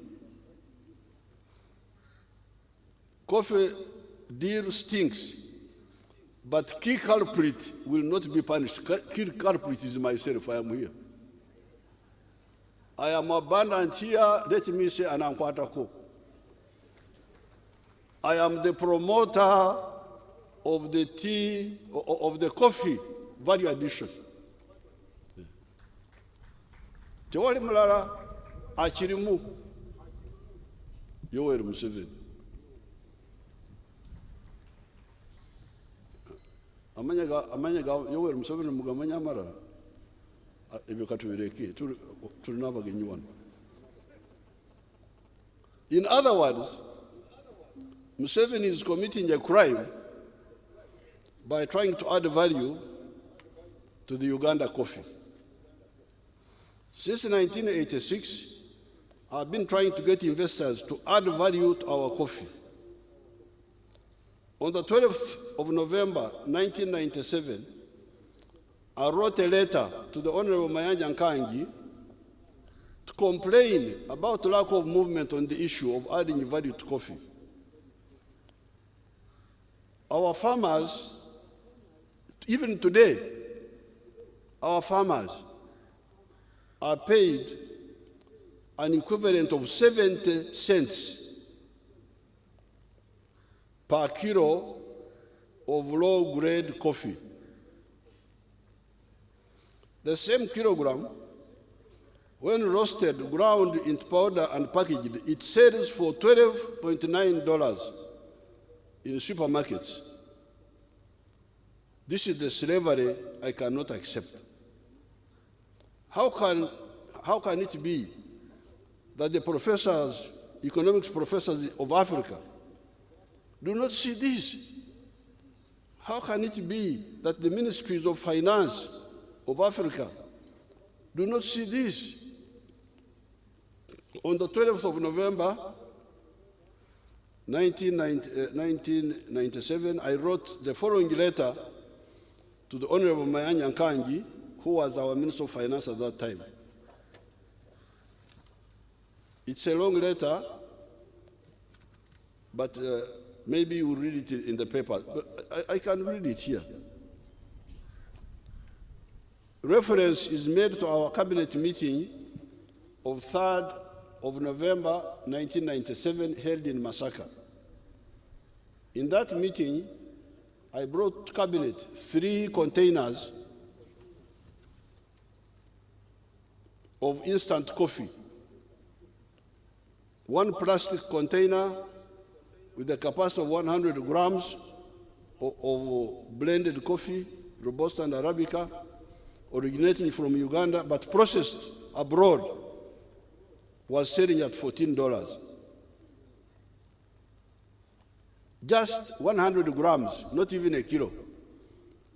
So this letter was saying that at that time,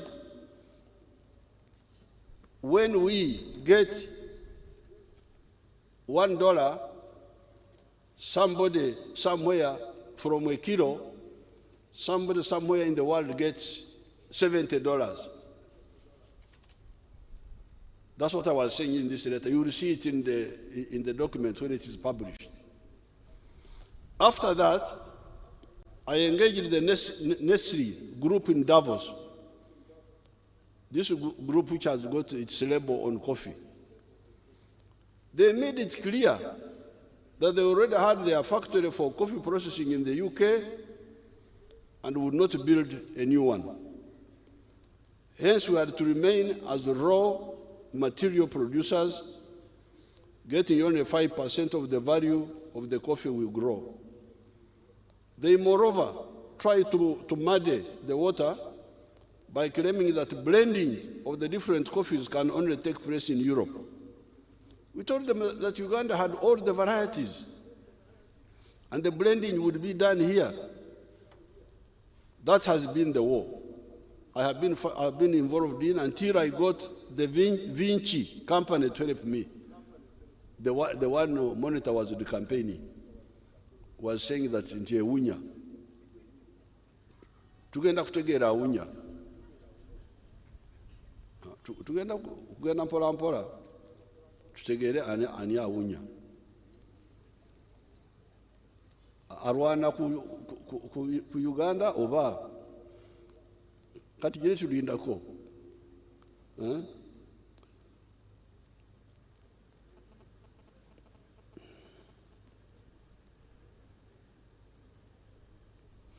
You heard how some of the MPs were talking in that war.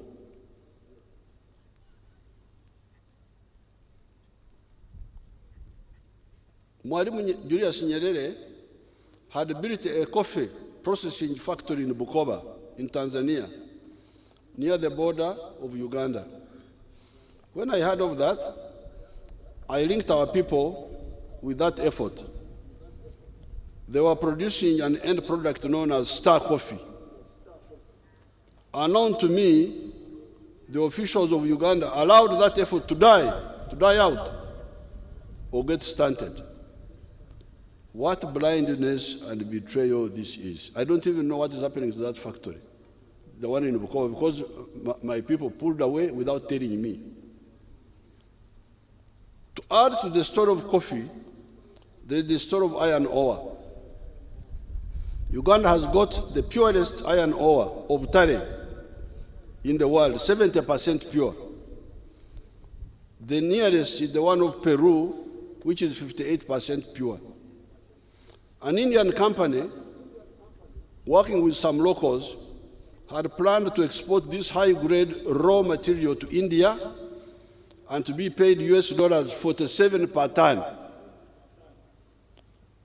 Out of 1,000 kilograms of this iron ore, when you process it, you get 700 kilograms of steel.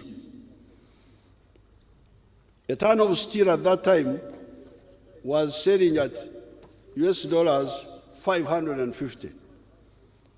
So you can imagine, here, you Ugandans, you get $47. Somebody goes and gets 550 from your iron ore here.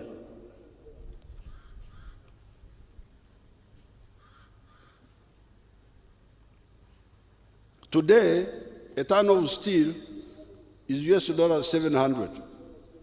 I stopped that theft.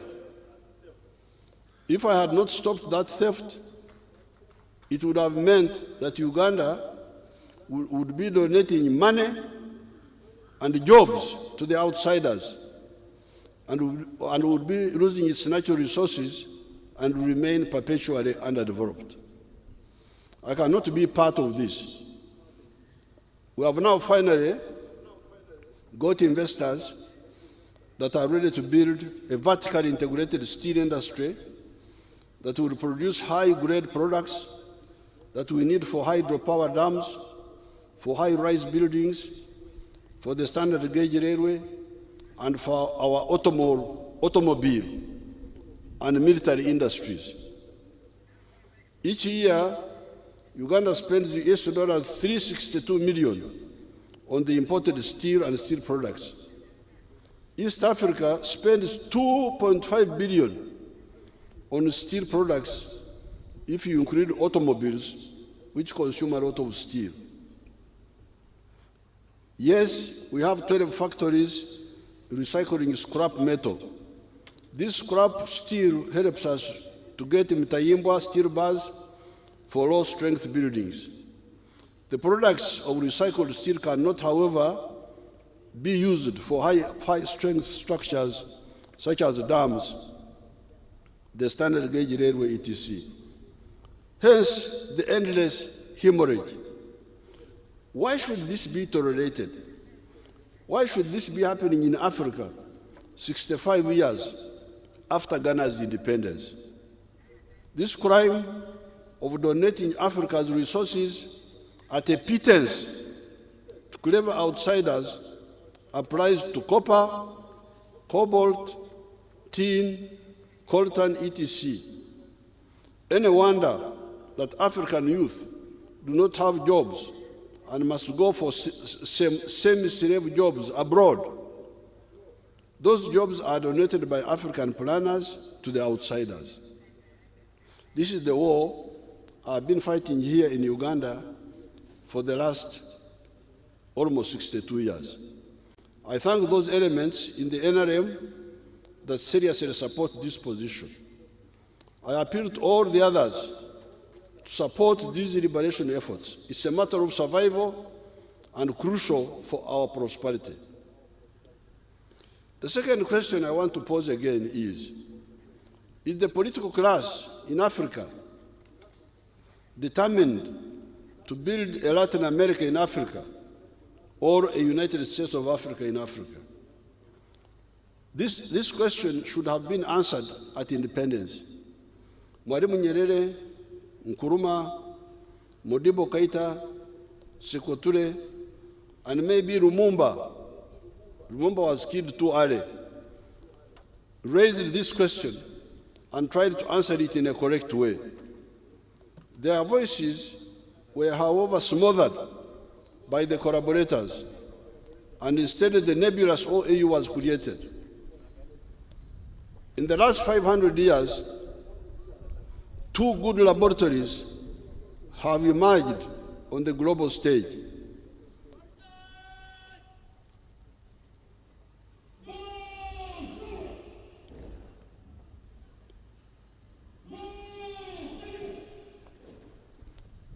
Two laboratories have emerged on the global stage: Latin America and the North American continent. European populations expanded into the two continents of the Americas that were inhabited by Indians of the West. The European populations came from Spain and Portugal to take over Latin America, and from the UK to take over North America. After 500 years, there is great prosperity in North America and misery and poverty in Latin America. Yet in terms of natural resources, water, forests, agricultural land, minerals, etc., Latin America may be richer than North America. What then accounts for the difference? The difference partly emerged from the political-economic organization of the two continents. Latin America is excessively fragmented politically and economically, comprised of 12 countries And if you include the Caribbean, the total number of countries rises to 25. The North American continent, on the other hand, is comprised of only 3 countries: Mexico, the USA, and Canada. The USA is a 3 million square miles unit with a population of 332 million people. It is that big market that stimulated the growth of the USA economy. It is not easy to be a successful business person in Honduras, population 10 million. El Salvador, population 6 million. Panama, population 4 million, etc., etc., on account of the smaller populations. In Latin America, they never even attempted to form a common market like the one of Europe. A common market, however, would not be free of problems of discordance. You have seen Britain walking out of that body, and we have seen the tensions with Hungary, Serbia, etc. Hence, the best formula, if possible, so as to create a framework for guaranteeing prosperity of people, is the USA formula, which entails both political and economic integration. Here in Africa, it points to the creation of the political federations, like the ones of East Africa. Such a federation would not only guarantee the prosperity of the people through a big market, it would also guarantee offtake for producers of goods and services, but it would also ensure strategic security of people. Nobody could dare to threaten their security. They would ensure their 4-dimensional strategic security on land, in the air, at sea, and in space. It would also deal with the problem of the suppressed fraternity of the African peoples. The 54 countries of Africa created by colonialism do not pay the slightest attention to the 4 linguistic groups of Africa. The 4 are the Niger-Congo, the Nilo-Saharan, the Afro-Asiatic, and the Khoisan. These are the 4 clusters of nations based on language. Obviously, the 54 countries do not pay attention to this. Hence, here in East Africa, you find the interacustrian Bantus of this area are scattered in Uganda, Congo, Rwanda, Burundi, Tanzania, and Kenya. Yet these are peoples whose dialects are mutually intelligible. Some months ago, at Munyonyo, I found a group of young people seated. When I engaged them, I found they were Kenyans. Of course, it is not easy to know who is a Kenyan and who is a Ugandan by looking at them. You have to ask them. I then asked one of them, a girl, what her name was. Her answer was Kwambuka. Her name was Kwambuka. Kwambuka. Where do you come from? Was my next question. Her answer, Kisii. Kisii in Kenya, the land of His Excellency, Dr. Ruto. Then my next question was, what does Kwambuka mean in Kisii? I asked the young lady. The answer, it means crossing a river or a valley. The young lady answered. That is exactly what it means in the Runyakitara dialects. You can't believe it. It is not only the interacustrian Bantu that are fragmented in these countries. How about our Luos in South Sudan, Congo, Uganda, Kenya, Ethiopia, and Tanzania? The Kalenjin, Uganda, South Sudan, and Kenya. And the Ateke, South Sudan, Congo, Uganda, Kenya, Ethiopia, and Tanzania. When you talk of the Luo, you are talking of the Alurs, Achoris, Langis, Japadola, Luos, Anuak in Ethiopia, Kumam, When you talk of the Kalenjin, you are talking of the Sabine, Pokot, Nandis, Kipsigis, etc. When you talk of the Ateke, you are talking of the Kakwaz, the Bari, the Topotha, the Turkana, the Karamojong, the Itoset, etc. Where do the Masai belong? Are they Ateker or Kalenjin? Help the author, please. However, I know that they are certainly Nairo-Hamitic. In the case of East Africa, we have the added value, added bonus in the form of the fraternity of the Swahili language speakers. It has therefore been long, ever since the NRM and its precursors started supporting the struggle for the realization of the dream of the East African Federation.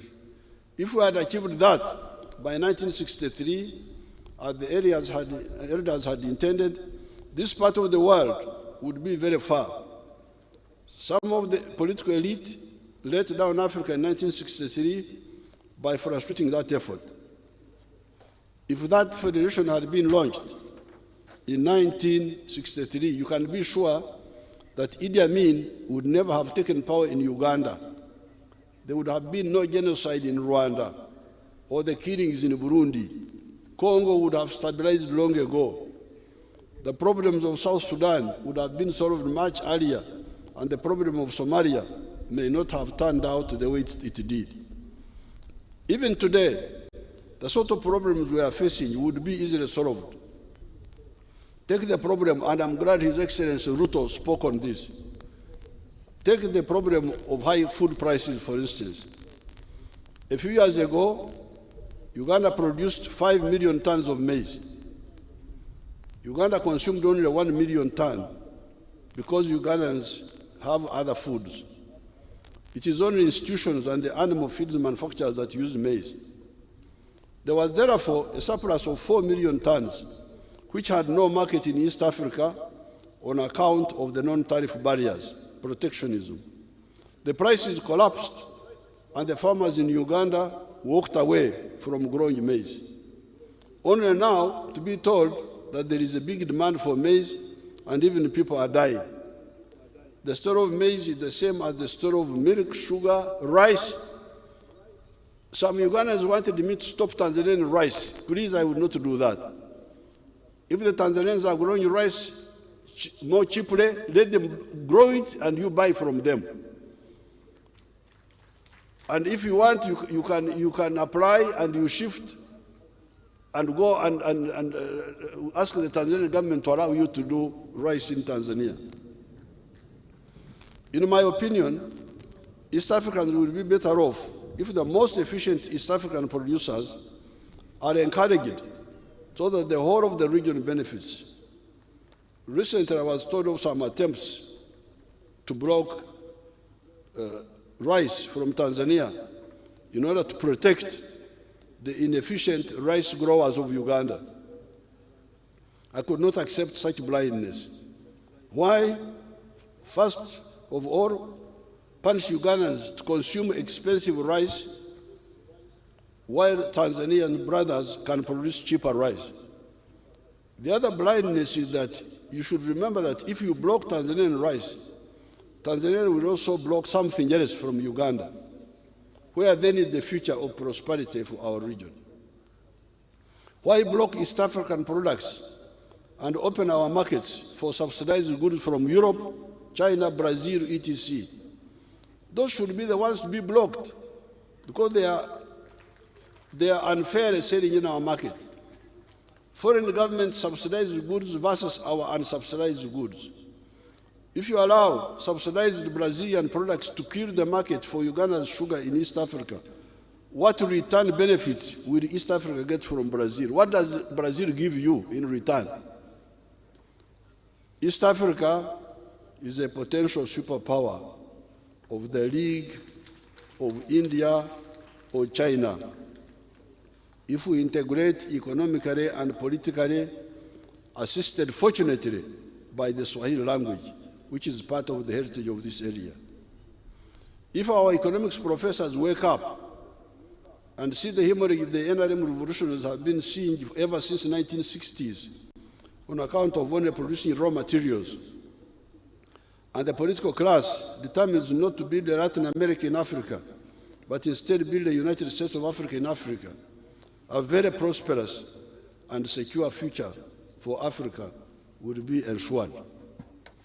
In spite of the missed opportunities in the East African region, and in spite of so many avoidable mistakes that were committed by different actors, Uganda finally stabilized and started not only growing, but also undergoing socio-economic transformation ever since 1986.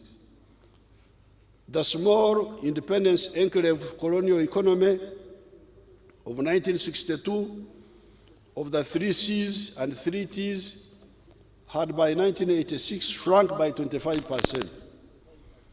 The 3 Cs were coffee, cotton, and copper, and the 3 Ts were tobacco, tea, and tourism.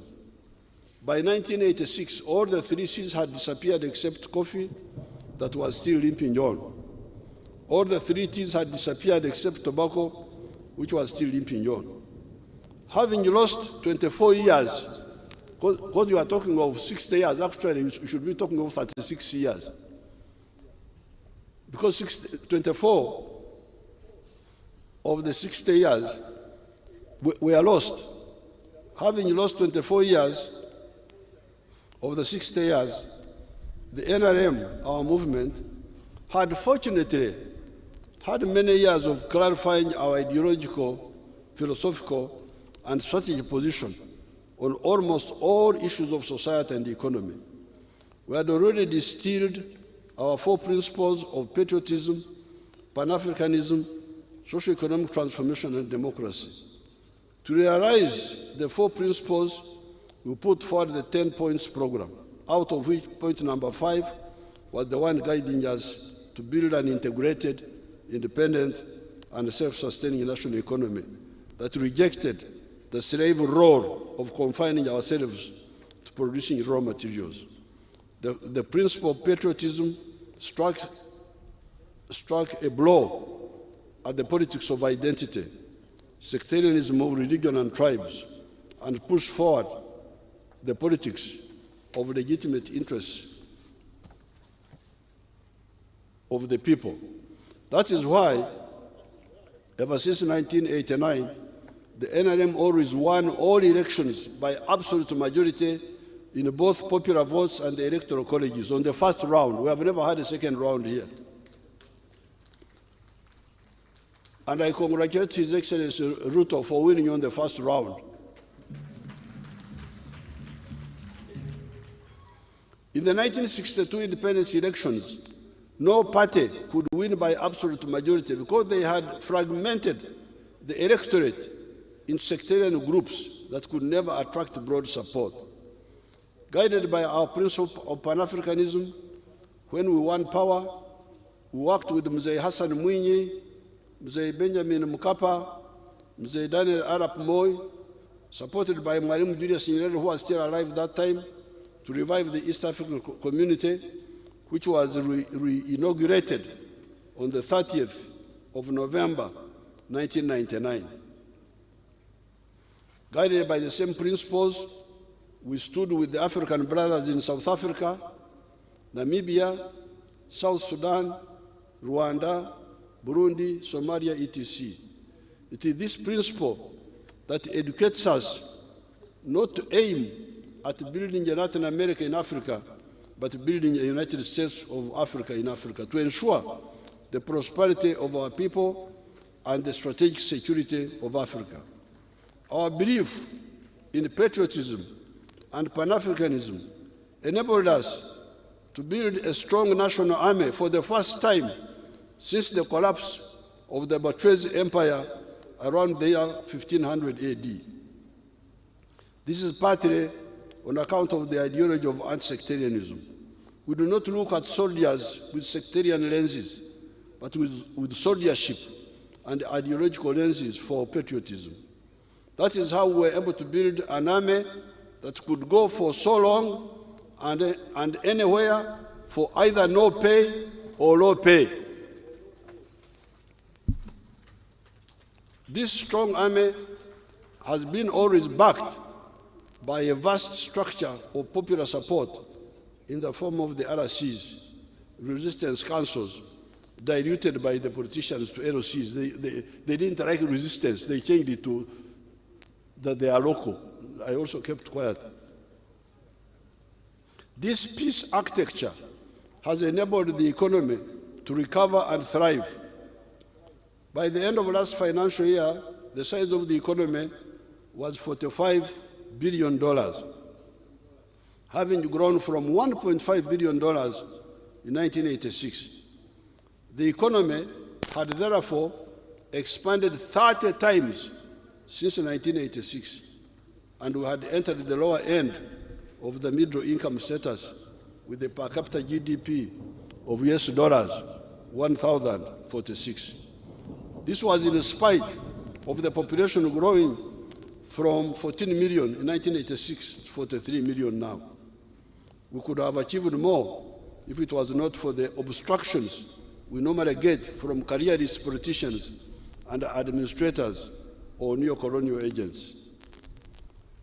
One of the big mistakes has been the refusal by the careerist political administrative class to transform the pre-capitalist traditional society into a food secure and commercially active class with a chibaro, a sabu, looking for the most remunerative enterprises compared to the family land size and generally getting involved in the money economy by the whole society. This is in spite of the guidance we have been giving the country ever since 1995, when I made a countrywide tour giving facts of what can be done after I had carried out successful transformation in the cattle corridor. On account of this negligence by the political and administrative classes, by 2013, the homesteads that were still in the subsistence sector were 68%, having been 96% in 1969. That is when I involved the army in the form of OW, Operation Wealth Creation. The figures show that there has been a decline in the homesteads that still work for the stomach. With the parish development model and the myoga, not forgetting the bigger industrialization and modernization programs, we are sure to finally involve all the homesteads in the money economy. We have sent money to the parish circles and to the myoga. This is going to unleash massive production of food, beverages, other raw materials that must be processed by factories. Moreover, agriculture will now be firmly anchored on irrigation. Therefore, the erraticness of production in agriculture is over. This in turn means the damage to the water bodies must stop because we need the water for irrigation. Out of the 60 million acres of Uganda, 8.9 million are covered by water bodies and wetlands. And assuming we have forests covering 30% of the country, that would leave us 15.3 million acres for agriculture. If 10 million acres were used for intensive agriculture of the 4 acres model, that would give us 2.5 million small farms. In the Ruengaju area, our small-scale farmers using only 1 acre are employing 15 people per farm. Using this conservative figure, the 2.5 million small farms would employ 37.5 million people. Assuming the other 5 million acres were for medium-scale farming, using farms of 100 acres each, we should have 50,000 farms. These, in addition to the intensive agricultural activities of the small farms, would use extensive agriculture to produce maize, sugarcane, cotton, tea, tobacco, etc., products that only make economic sense when they are produced on a large scale. These would create their own jobs. All this is just in agriculture. How about industry, manufacturing? How about services? How about ICT? The problem, therefore, is not jobs. The problem is the neo-colonial thinking that is always off the point and not able to understand the strong potential of Africa. Now that we have solved the problem of electricity, we are moving full steam on all the opportunities of the value addition in agro-processing, fruit processing, animal feeds for maize, cassava flour and starch, banana flour and starch, ethanol from different sources, etc., paper from forest products, sealing boards from forest products, vertically integrated steel industry, food processing of copper, fertilizer industry from our phosphates, the pathogenic economy of vaccines and pharmaceuticals, and the diagnostics and sanitizers, and the knowledge industry of automobiles and electronics, as you saw here, these which are already being made here. With our East African brothers and sisters, the sky is the limit. Recently, I'm about to finish. Mnange miaka nkaga. 60 years, please, muzikirize, allow me. Munikubali miaka 60.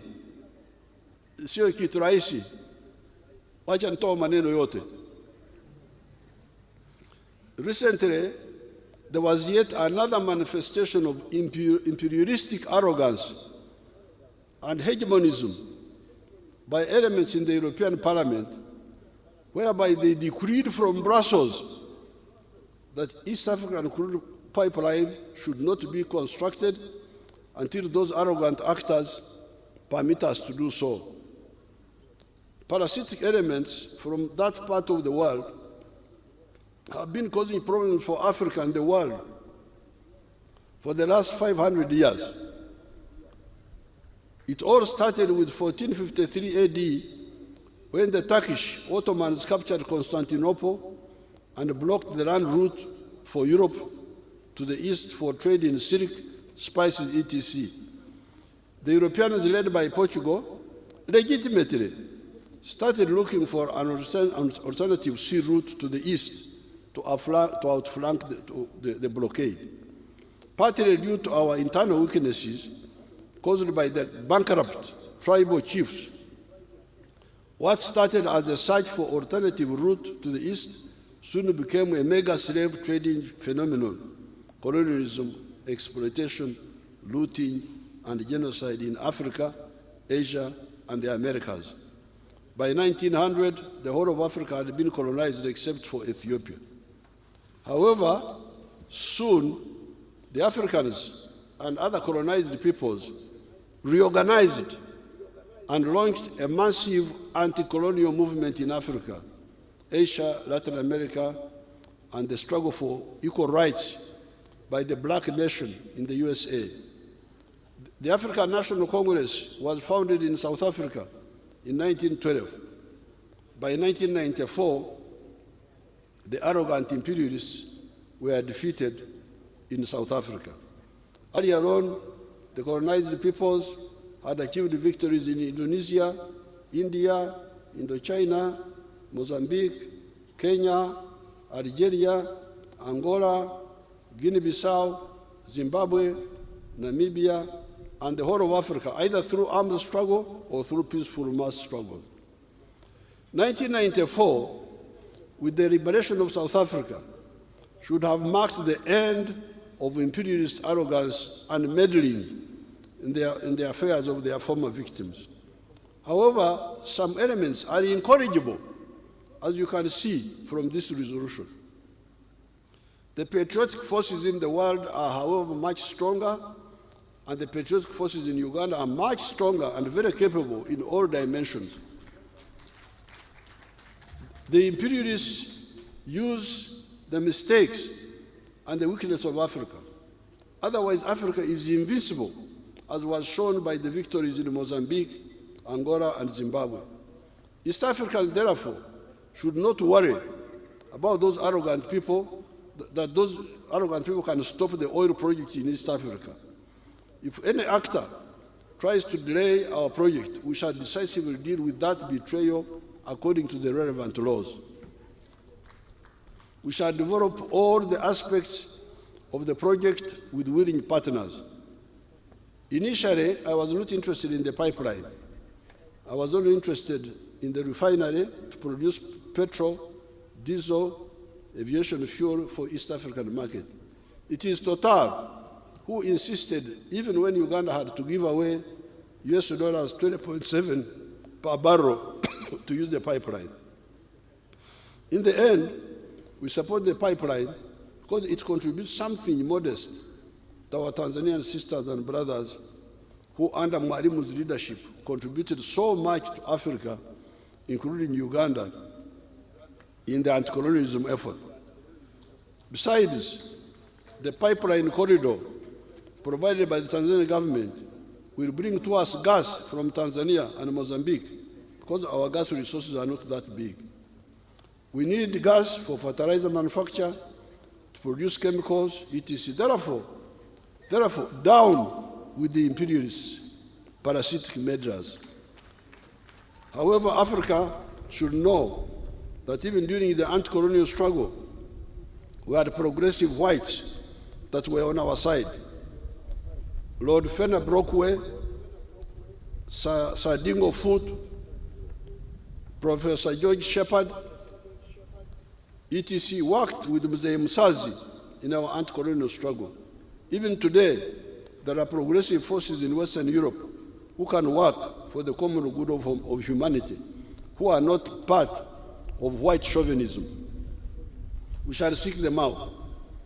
Most importantly, the oil project and other projects are unstoppable. The NRM has always had a correct philosophical, ideological, and strategic grasp of all issues. Nothing can derail us, in spite of the good movement in the world to curb the emissions of the greenhouse gases and move away from oil as fuel for cars. Our oil will remain valuable. We shall still need the oil for textiles like the shirt I normally put on. It is 65% polyester, which is from oil. We need hydrocarbons for fertilizer, nitrogen for plastics, for tar for our roads. As you saw, we are moving on the electric vehicles, electric pickups, using hydrogen for steel manufacture, etc. However, our oil will remain useful for other non-polluting purposes.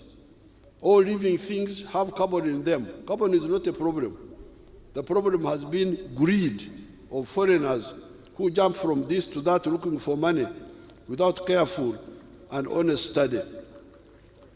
Before the coming of foreigners, Africa was using solar energy, wind energy, etc. for drying things, processing millet, and using carbon for blacksmithing in a controlled way.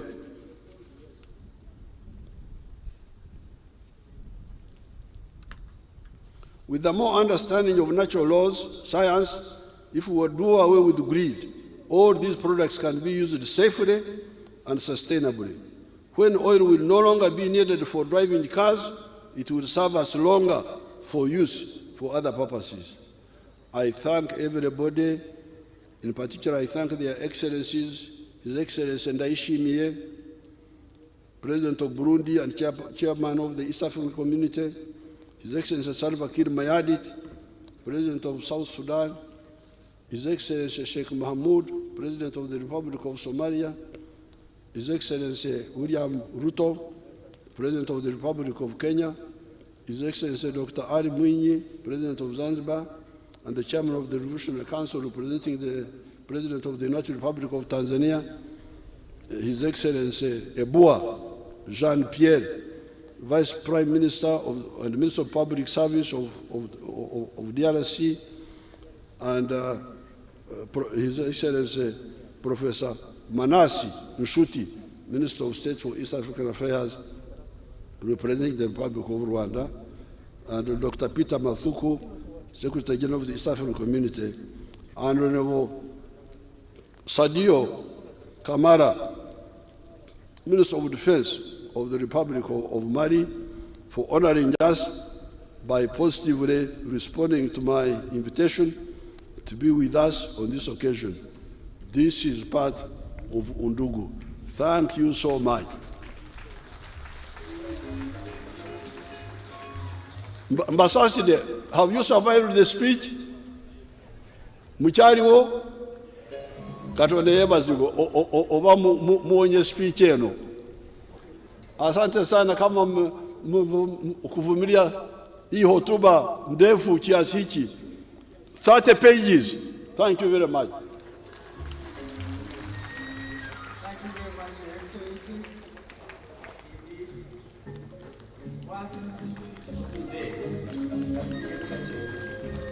You, sir.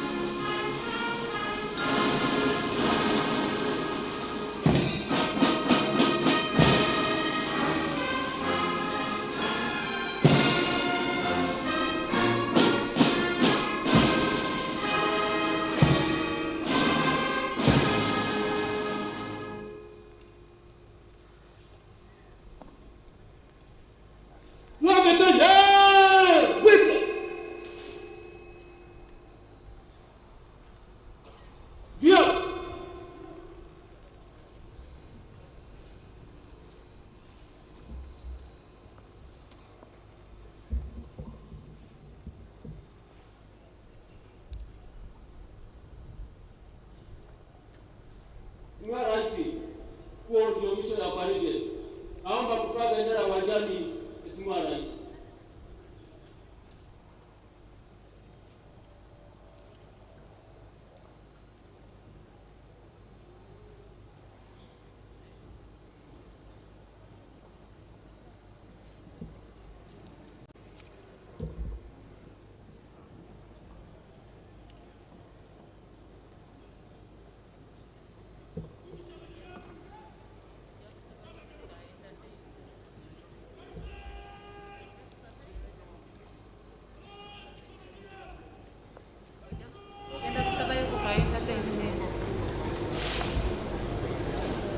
Should we?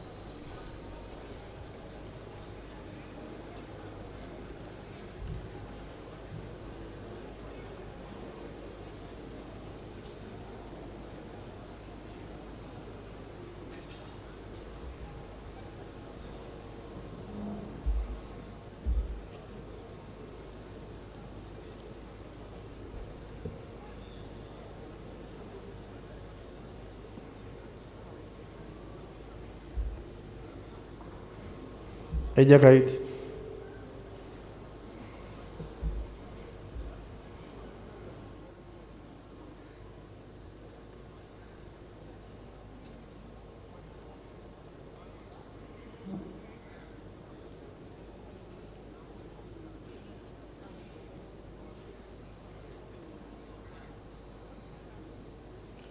Ejakait okuroro.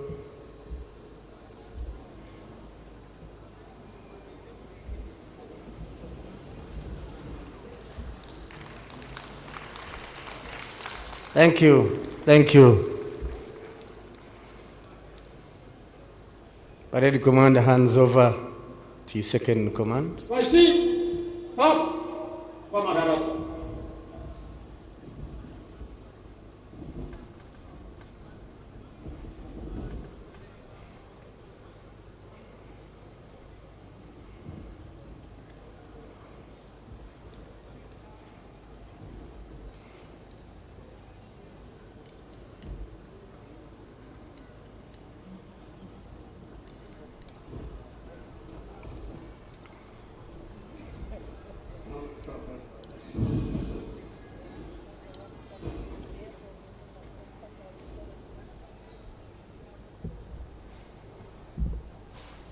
e alamanoi e jakait kano okirol.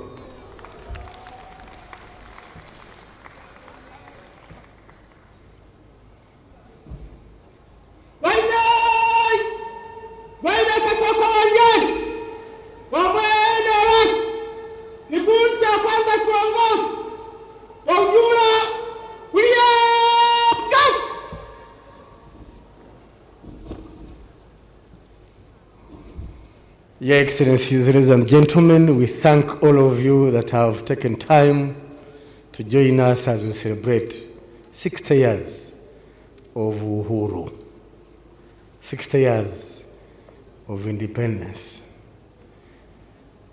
The first 24 years, Your Excellency, we were counting 9 presidents. Our colleagues, neighbors were counting 2 or 3. Today they have reached 5, 4. I think we can wait for them to catch up with 9. Then we can move next forward. We thank God.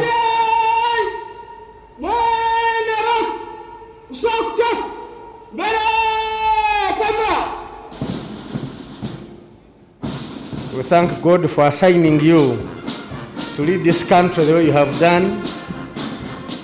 We praise Him for the stability, and we thank God for our good neighbors that are working towards the East African Federation.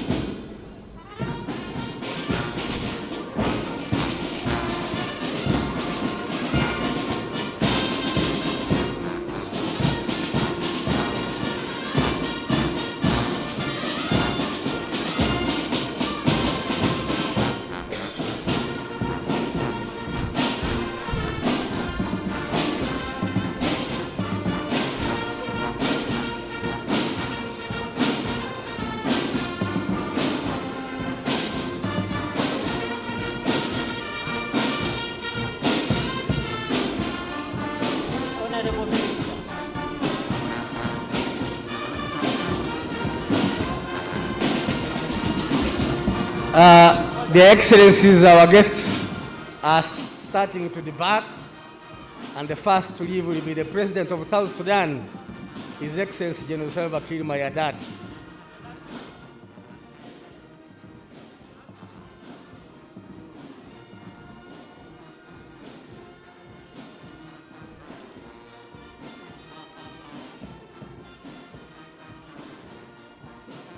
His Excellency Mayardit will be followed by the President of Burundi, His Excellency Sylvestre Ndayishimiye.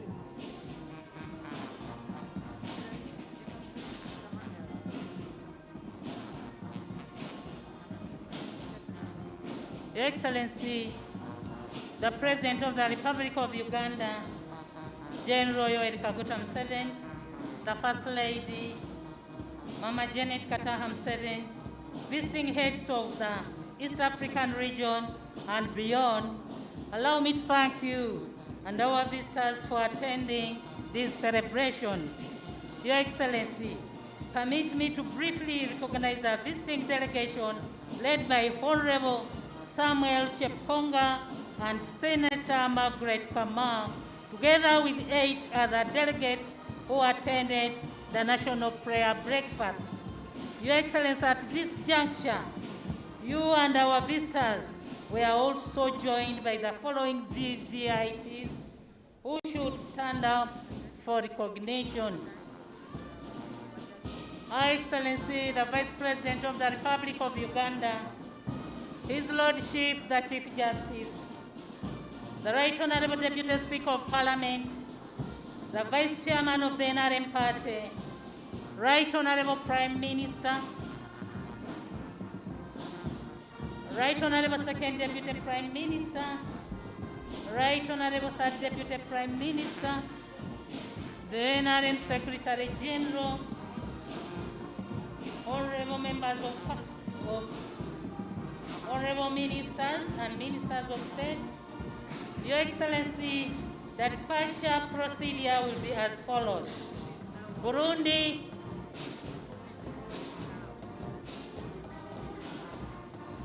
followed by South Sudan,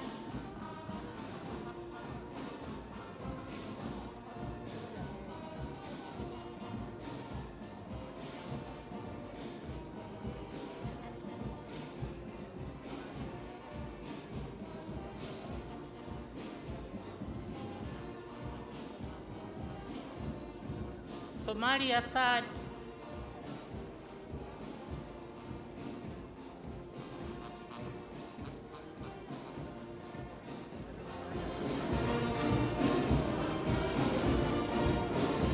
tebanaba kusimbula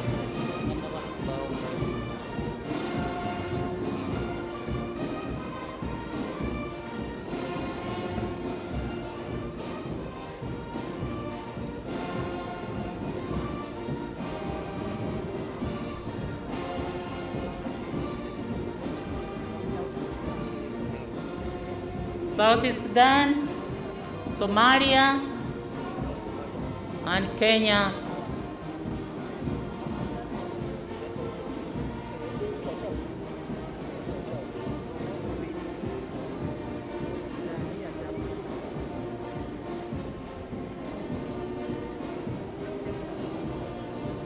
Baba present.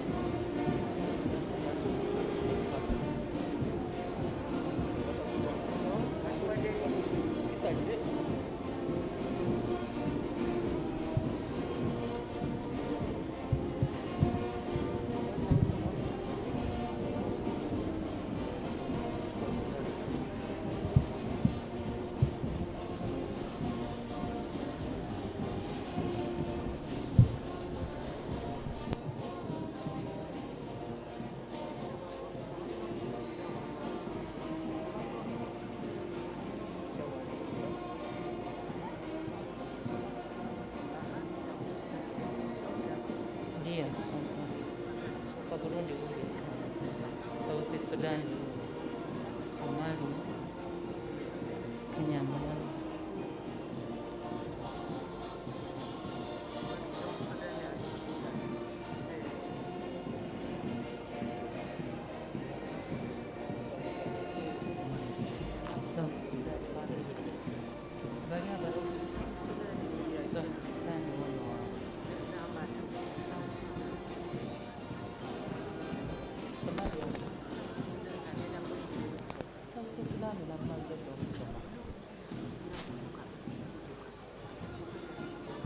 South Sudan is leaving.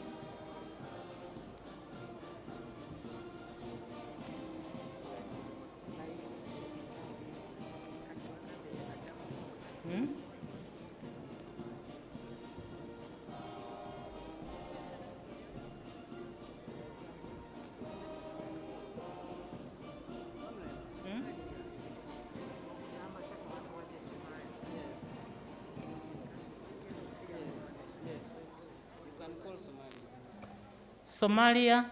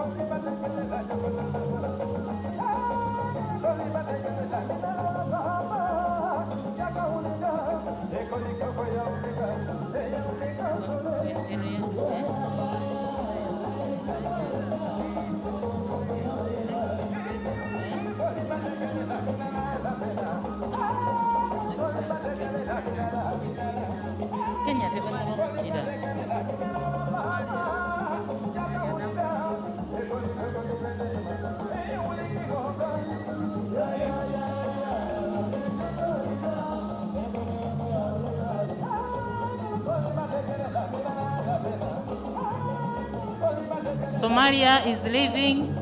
Next is Kenya.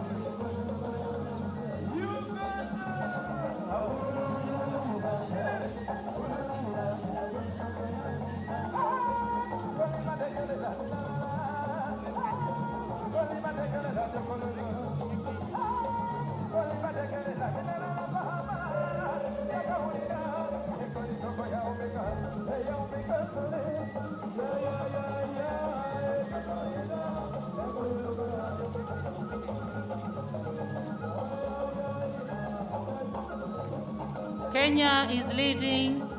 Next is Tanzania.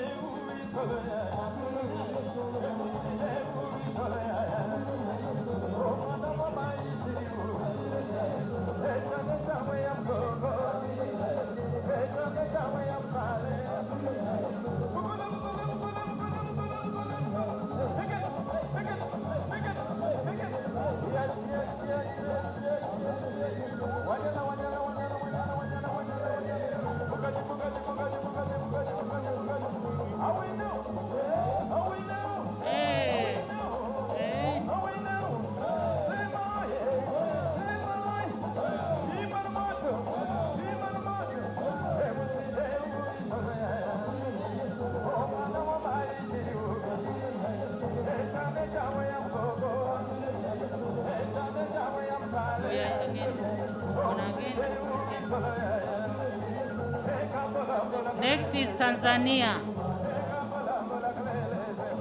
Okay. Next is Democratic Republic of Congo.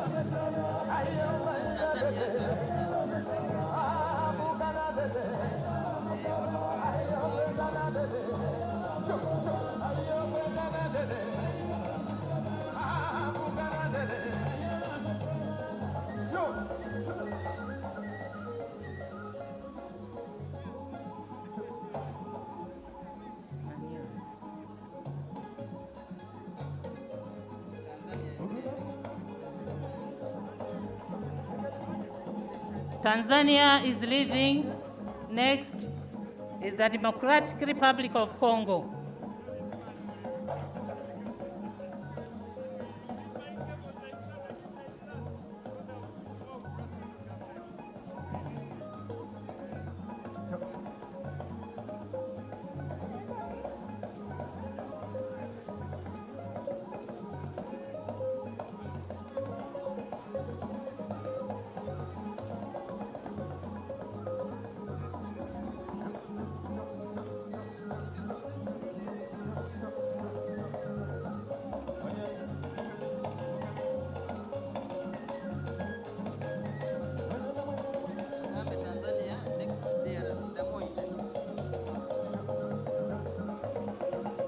Next is DRC.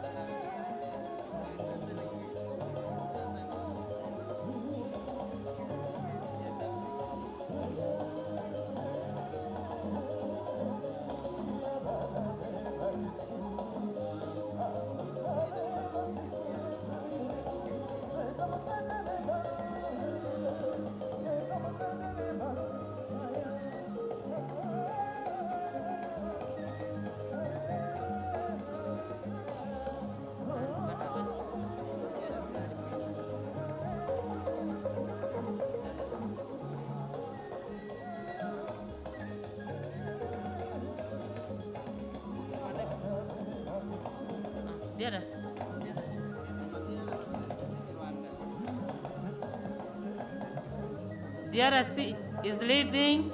Next is Rwanda.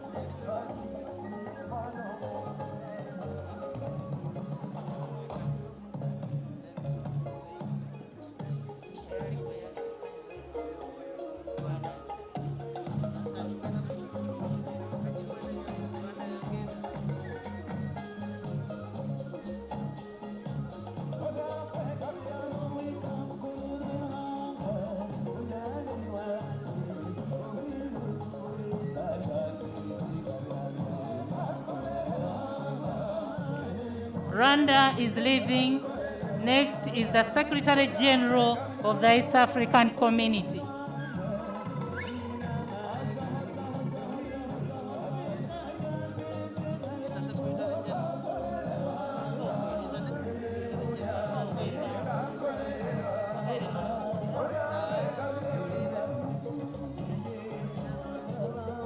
Next is the Secretary General of the East African Community.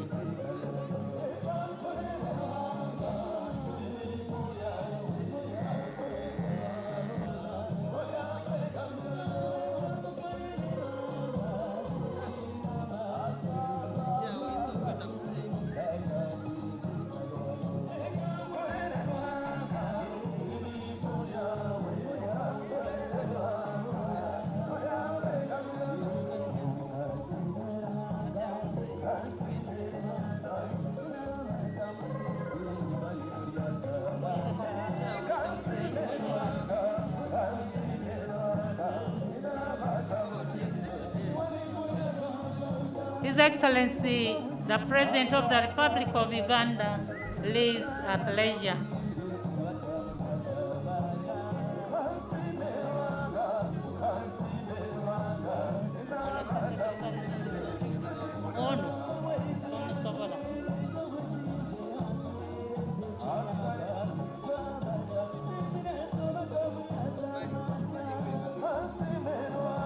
Next is Mali.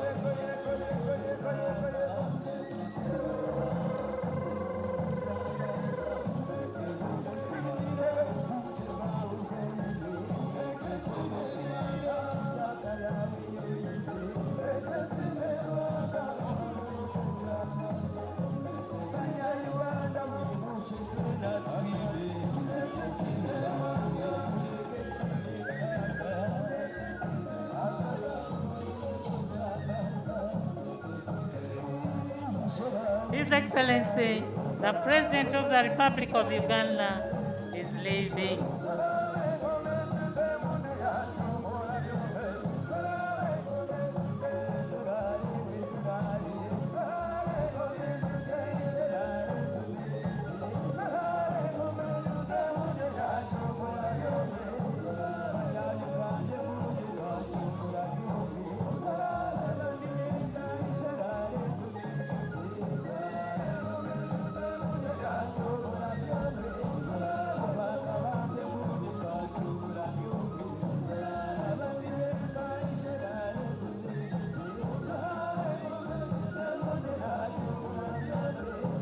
Thank you, Your Excellency, the President, and Mama, the First Lady, for gracing this function.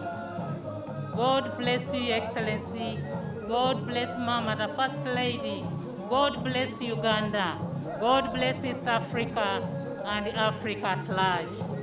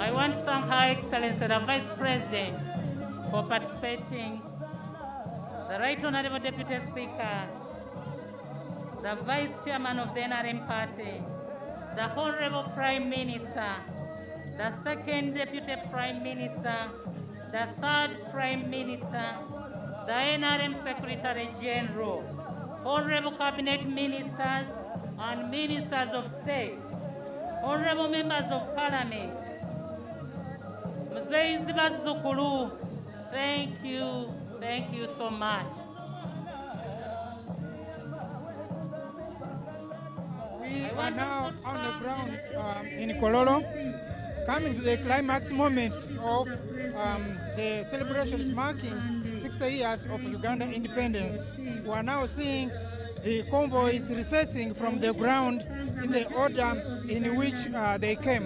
We have seen delegations from other countries that have been taking part in the participation of this function marking 60 years of Uganda independence from the ceremonial grounds here in Kololo. We started in the morning at around 8 up to now, and we're now seeing the climax of the function. Now, the President of Uganda is among the last delegations now, groups leaving, as you can see, his vehicles in my background. Now, in his speech, the President raised a number of issues of interest and concern to Uganda as we mark 60 years. One of the things that the President raised is the progress of Uganda and generally Africa as we move in the next 50 years.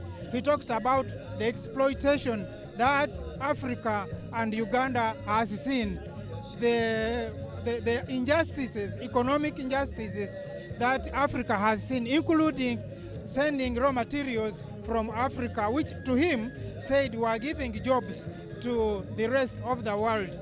He also talked about the oil project, and he assured Ugandans that this project will continue, even with some concerns and some sabotage from some quarters of the globe. Actually, he cited some groups from Africa, but also from Europe. But the President was categorical, saying that even in Europe we still have people who believe and support the African cause, and we shall still move on with the oil project pipeline. Now, in the audience today, we received, like I said earlier, 5 heads of state. I did in the beginning mention that we had the president of Congo. Apparently, it was not the president of Congo, but it was the vice prime minister of Congo who represented the president of Congo today. But we had the president of South Sudan, President Salva Kiir. We had the president of Somalia, President Hassan Mohamud. We had the president of Zanzibar, actually, who represented the president of the United Republic of Tanzania, Hassan Mwinyi.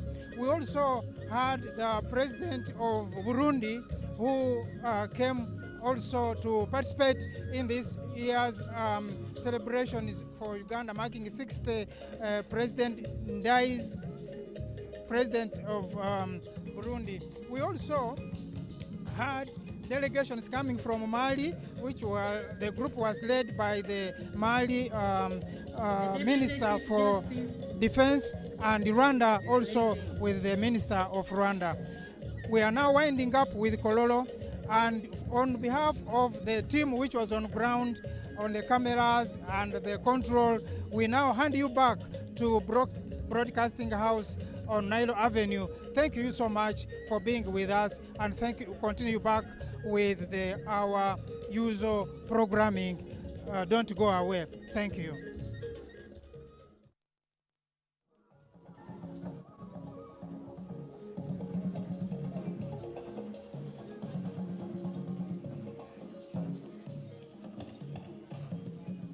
The Right Honorable Prime Minister.